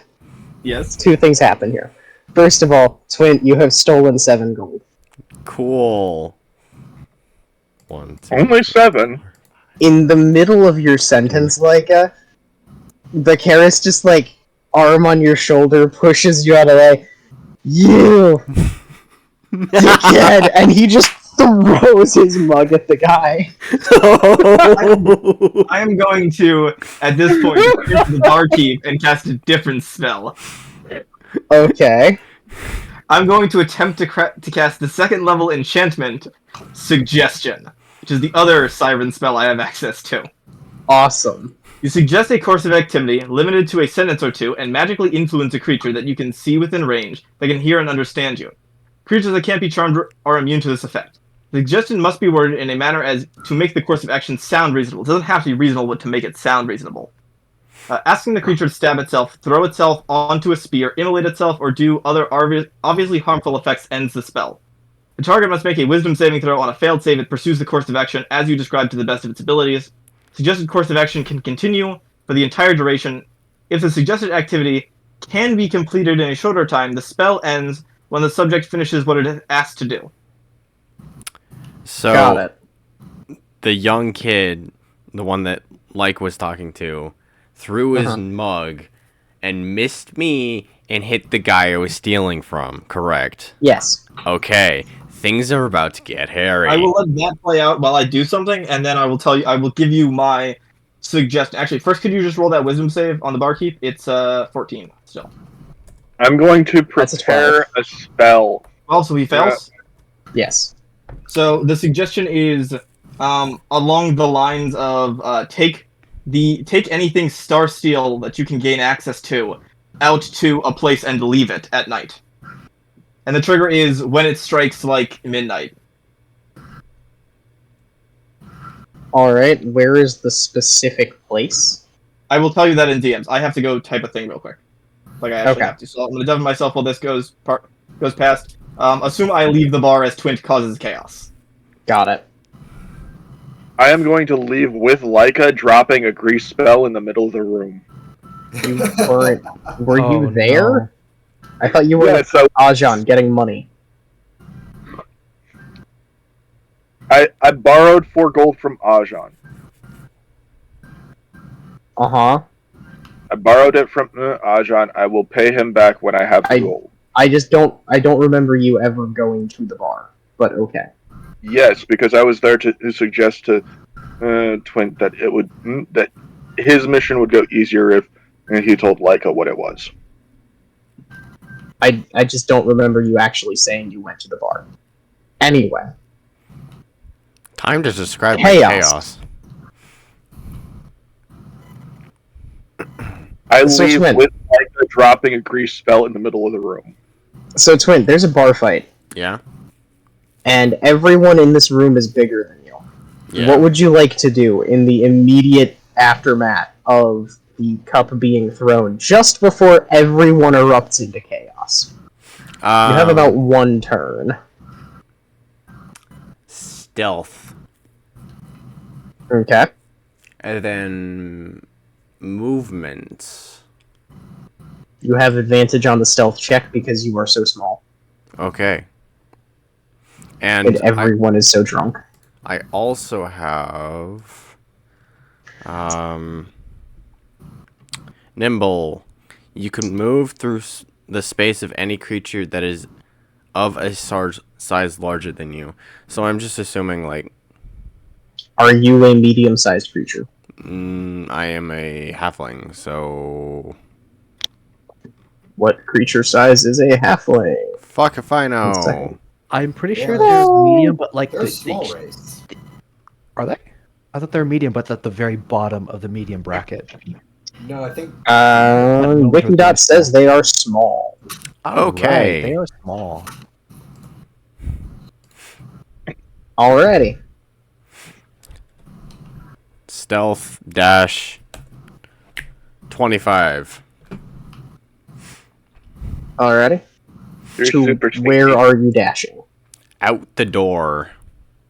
Fair enough. Can I also roll to on the way out to like pickpocket another person? Go Grab for another- it. And roll me percentile. What? Percentile. 1d100. Roll D1 Hondo 28. Cool. Roll sleight of hand.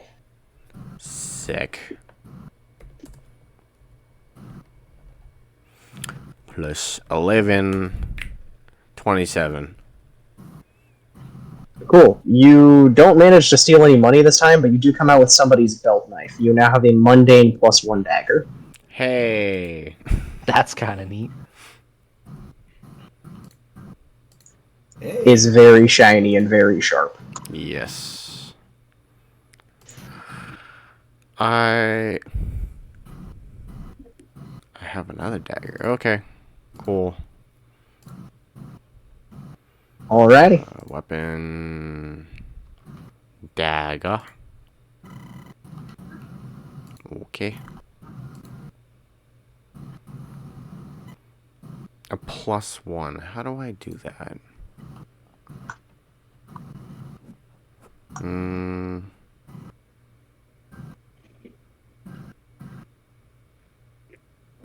In Dice Cloud, how do I add a +1? To the... Is it damage or to the roll? It's both. Both. Cool.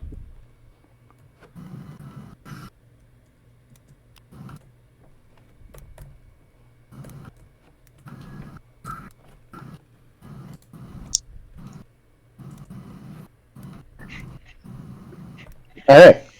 As per the agreement with the Thieves Guild, you now have access to a dozen shadows for your assault on Real Watch. Sick.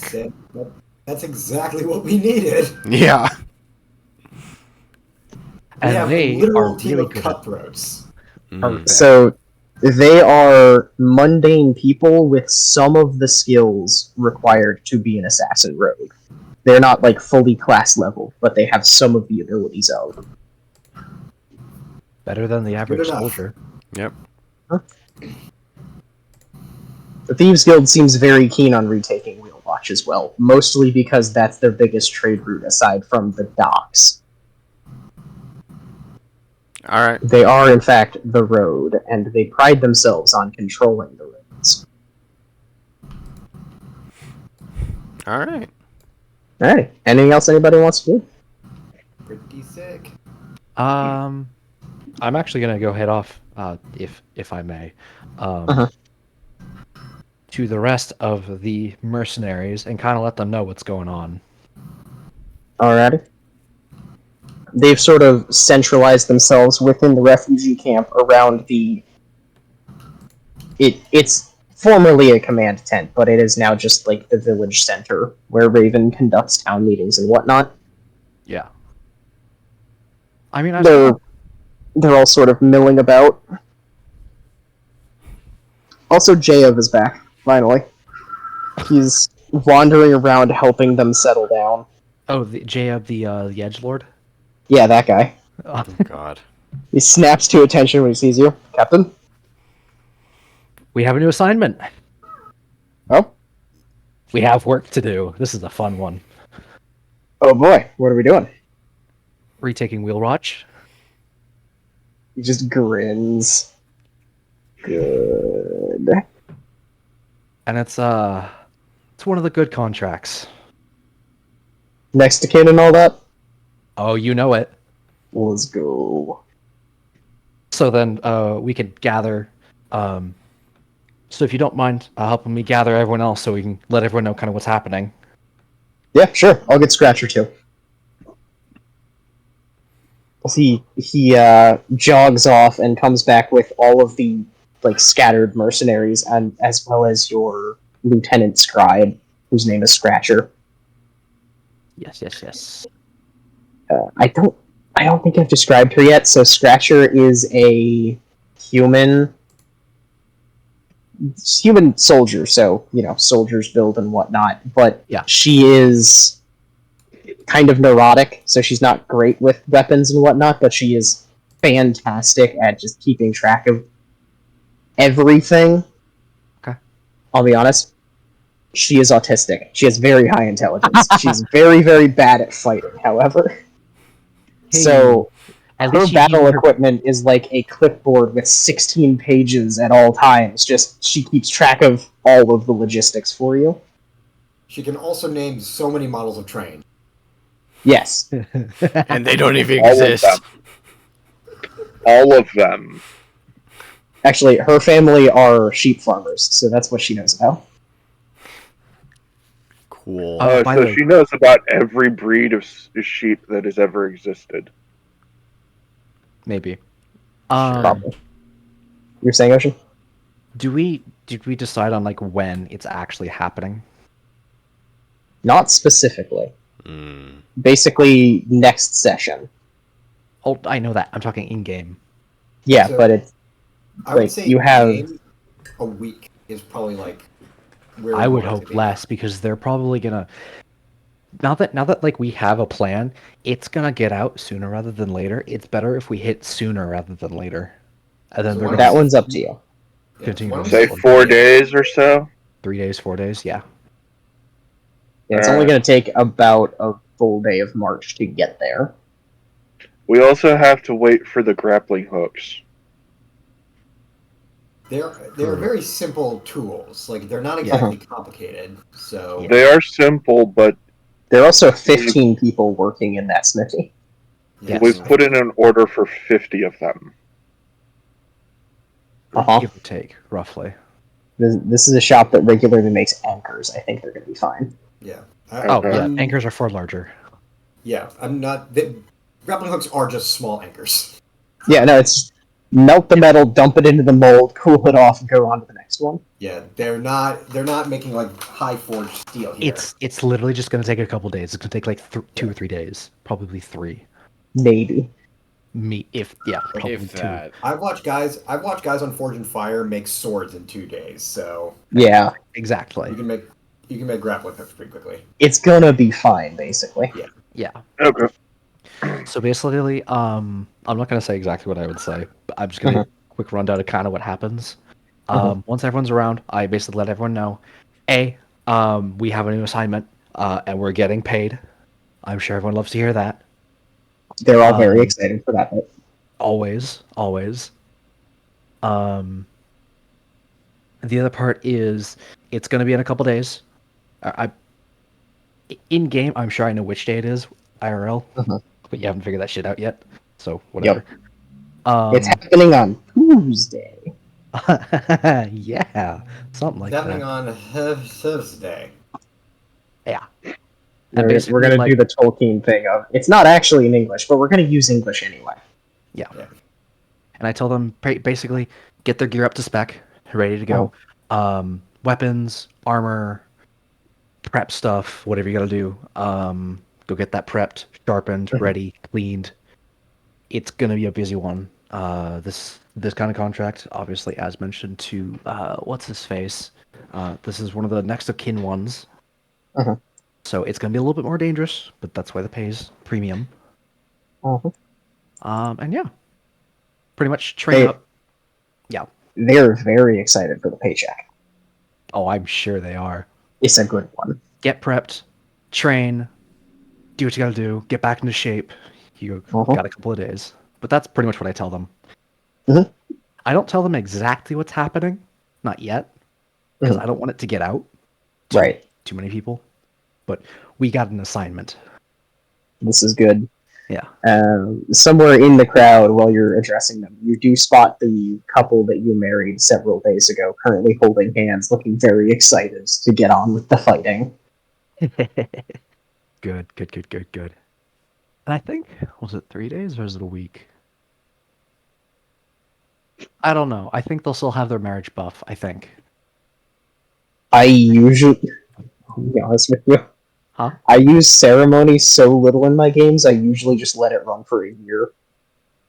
Honestly, I'm down. 'Cause it's just like, I do not care to keep track of that, so I'm going to assume that you have that for the rest of the campaign if you went through the trouble of actually getting married. Yes. He'll be fine. So, okay. So basically, I'm the first one to use silence and the first one to use ceremony with your campaigns. Hilarious.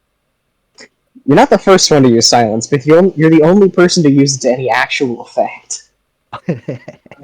This is fair. Okay, This this is is a good. very Or no, sorry, strange- Zone of Truth. It was Zone of Truth that was the Oh first yes, one. it was Zone of Truth. I've never seen that done before. Anyway, This is Swampy. a real quick interrupting question, but Pancake, do you have any photos of me?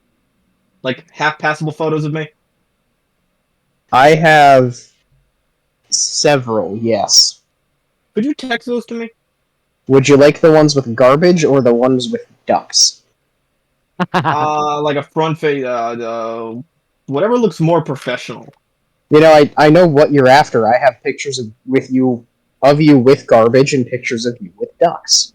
What's the What's the context of the garbage? The aquarium, if I remember correctly. How do you know The non-garbage picture. Okay. The non-garbage. Okay. 1 second. Yes, I can find those pictures for you. Thank you. I had to type up the thing. Anyway, session. How's it Yeah. going? It's going pretty well. We're in the wrap up stage, I think. How's the bar fight? Dwarvos has just I'm here. gathered his troops and explained what they're doing. I haven't told them or the exact assignment. I just told them, get ready. Things are happening in a couple of days, pretty much. We have a big assignment. It's next of kin contract. Big paycheck. Big paycheck. Y'all's getting paid. Get your stuff prepped. Yeah, pretty much. Train up. Get back in shape. Money. And I will be doing inspections on the day prior. This is good. They expect you to. I am back in business. I ain't playing. Woo. Are you roping the rest of the party in as officers, or keeping the mercenary company separate from the party? Keeping it separate. Okay. I also have a picture of you with a horse. And you with alcohol. Maybe I'll not send the those alcohol. Yeah, maybe not No, that. I'm going one. to send you the alcohol If it's picture. for professional purposes. It has a puffer fish in it. You're getting the alcohol picture? So now looking pictures of me. I'm texting my mom as well. See if she Indeed. has any. Anyway, there's one other thing I wanted to do. Also, how'd the bar fight go? Oh my god. Violently. Violently. The nobles do be fighting. They are, yes. Everyone immediately exited the building. Eyes are black, lips are busted, and somehow wallets have become lighter. Indeed. Somehow in that process. Also, there was a grease spell dumped in the middle of the room. Oh, so Who knows how? There are wizards involved? Full on mud wrestling. Yeah, Um, pretty much. Alright.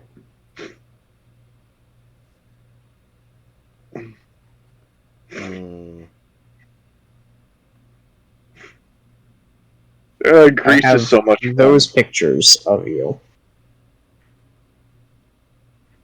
I wait to receive them. And then I know for a fact, I don't actually have it saved to my phone, but somewhere in our conversations, there's a picture of you in your bathroom with the duck curtain behind you. And that's about the most front-facing picture of you I have. This aquarium one looks alright. I like it. I'm just trying to download it. I want to download photos. Save.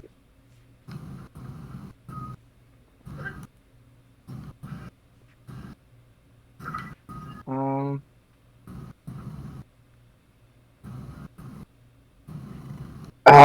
That was West Virginia. That is the context of that text. I understand now. I was very confused by my own words.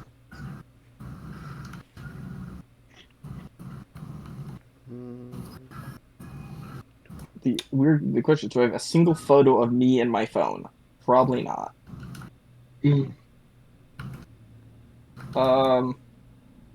Of the, like, 2,000 or 3,000 pictures I have in my phone in Google Drive. I think 7 of them have me in them. So no, probably not.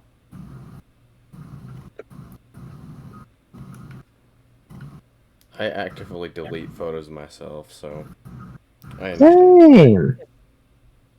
I don't do pictures. You're all such handsome boys. Why would you do that? No. Why I would don't take exactly have why that would I leisure take to a just picture of delete myself on my pictures. phone? I can't just delete pictures, unfortunately. Why not? I also have the Because- one with the duck Because background. girlfriend. That's why. Oh, yeah. Alright, if you have it, then I won't send it to you, because I've been scrolling for 2 minutes and cannot find it. It was a while ago. I don't know if it's just you, but I'm getting like the versions of the images are really blurry. The ones I'm getting.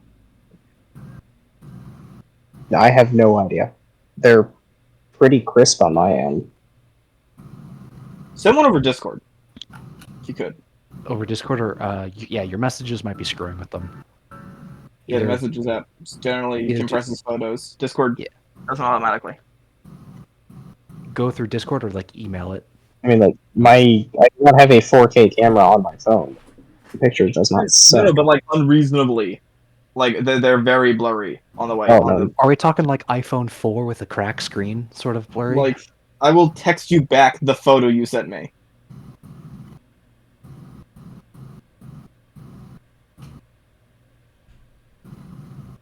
It is being sent.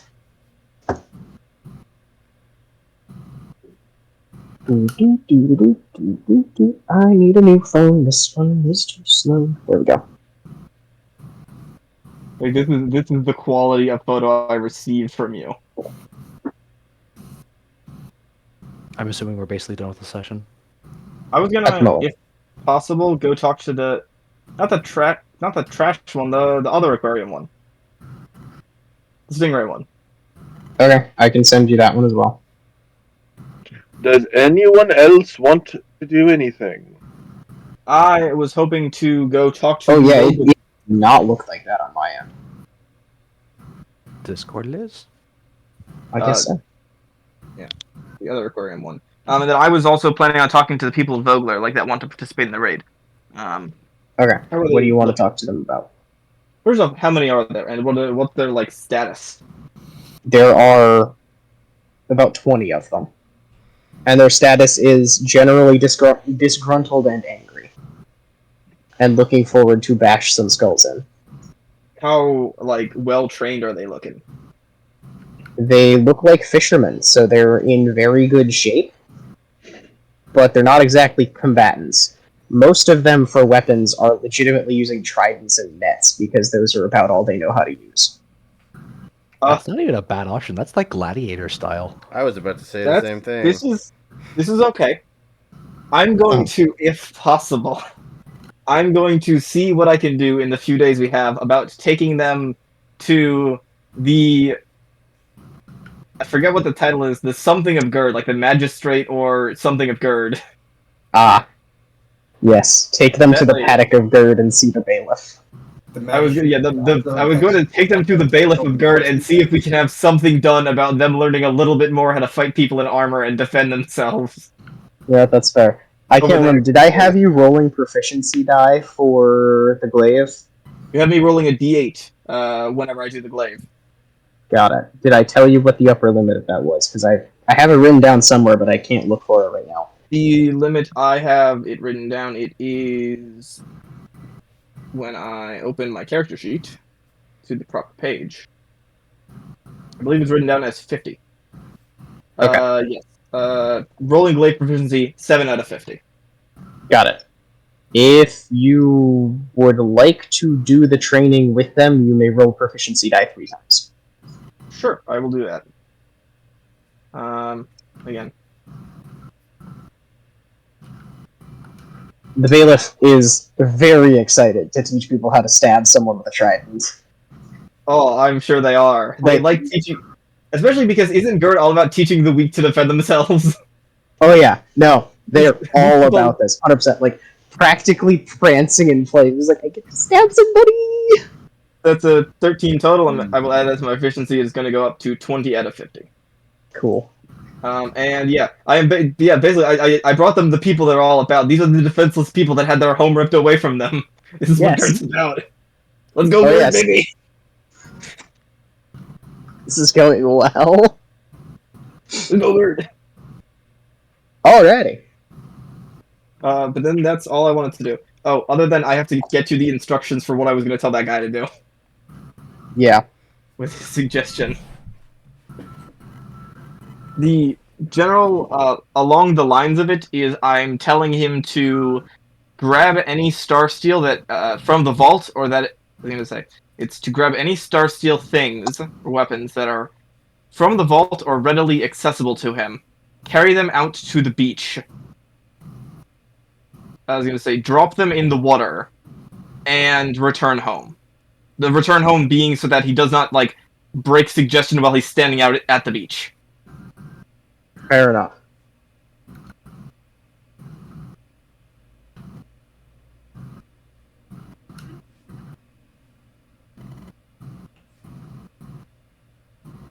And the hope is that if at least one of them is stored in the vault, that I can get at least one. I need a percentile roll for that. There is a non-zero chance that he will get caught while doing that, and it will cause problems. All right. For him. I will roll 1d100. These are artifact level items, so they're not necessarily under lock and key and guard and all that, but someone might notice him doing this. So I'm just checking. So I am rolling 1d100. That is a 32. Alright.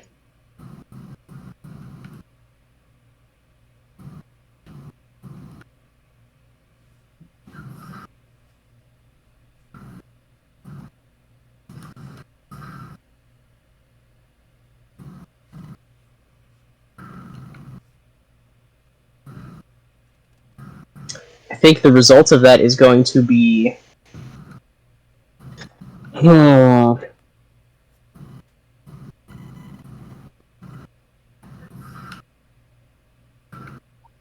Probably going to be 1. Due to the unique properties of each blade, it's going to be fairly obvious to you that it is not the one that the Karis uses.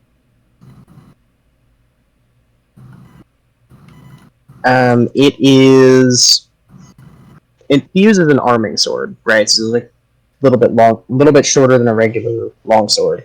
The one that is brought out is more like a Kriegsmesser. It is a two-handed sword that is more almost Andromeda pink and yellow than it is the colors of the infinite void of space. So it's still full of the stars and the swirling violets and purples, but it's more interspaced with something like a galactic sort of sunrise color scheme. Got it. And the shape of the blade evokes rolling waves more than it evokes fire like the Karis's does. I'm going to just hit the that was easy button. I'm also notably not going to be there when he receives it. I'm going to like be out in the water watching him, and then after he's walked away, wait a few minutes and go grab. Okay. So it is a Notably, because these are all unique items, and you very much obviously do not own this, you cannot be seen with this in public, or it will cause problems. Yes, I'm very well. I think the plan is to. You will be getting a lot of new enemies. Like, you can't get caught with this. Oh yeah, I know. The plan is very much that this is going back to who owns it the instant I am done with it. This Fair is enough. illegal borrowing. This is not total stealing. This is illegal Fair borrowing. It's not larceny because you aren't planning to permanently deprive them. But Yes. it is theft. It is theft. Yes. We are stealing here. But we are only stealing for like 8 days. And it's going back. Alright. I That's swear kind to of a God. long time for like. Oh no. I'm going to leave a note. I was gonna say. How do I want this?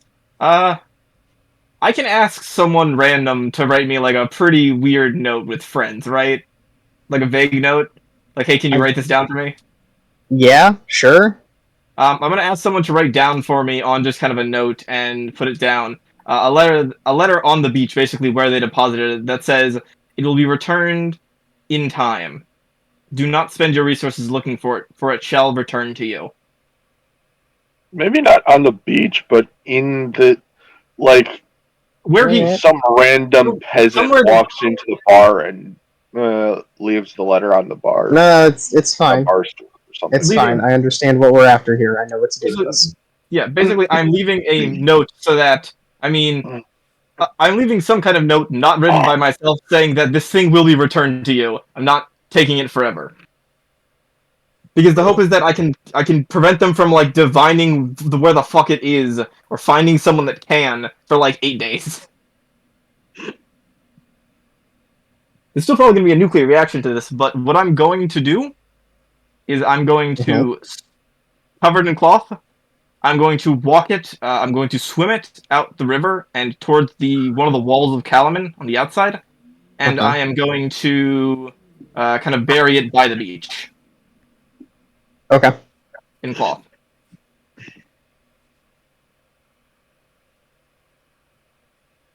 And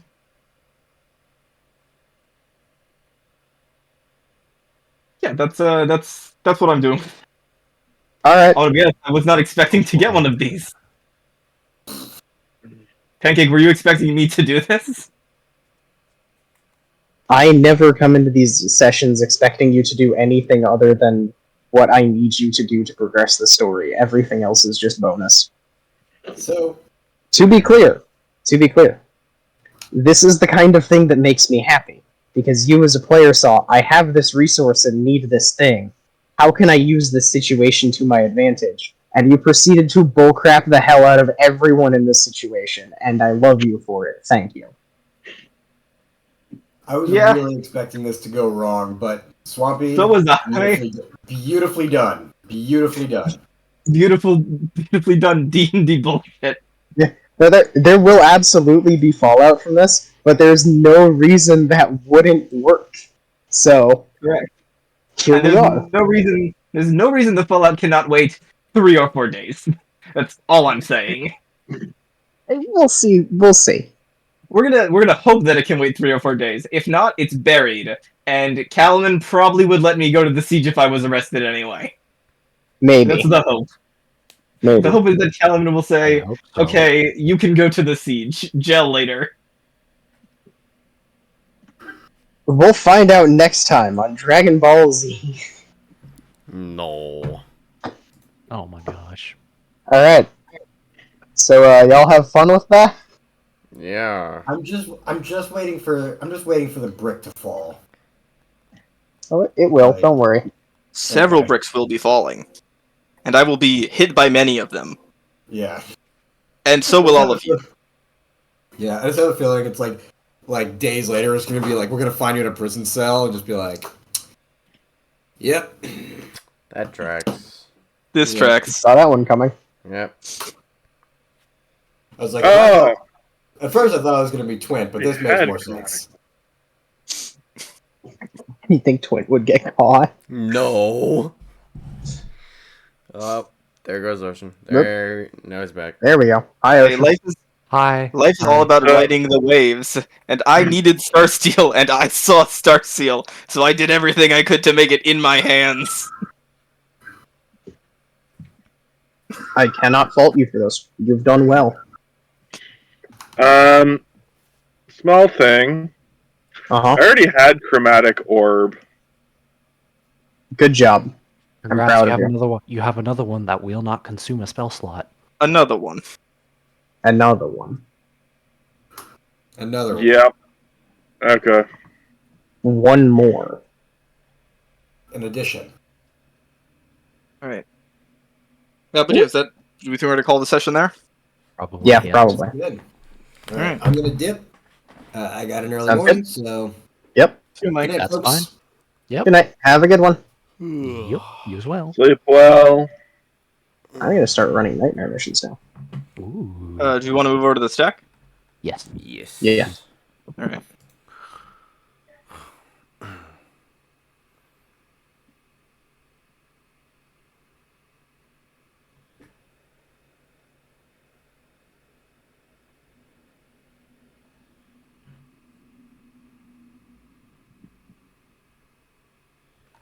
You're not going to the stack?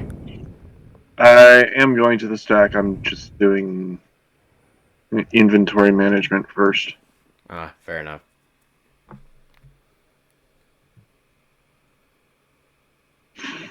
Are you not going? I'm waiting for everyone else to leave. Then I stop recording. Then I move over the stack. Oh, well, you're welcome to stop recording now. I'm not doing Yeah. anything. But that's not how this works. I am going to hold you here for so long. I could just leave the call. You could. Yeah. I am doing stuff Mm. because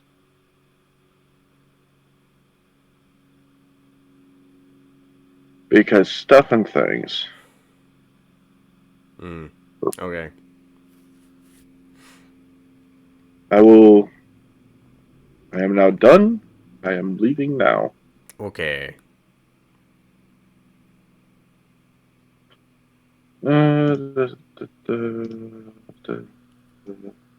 Bye. See you.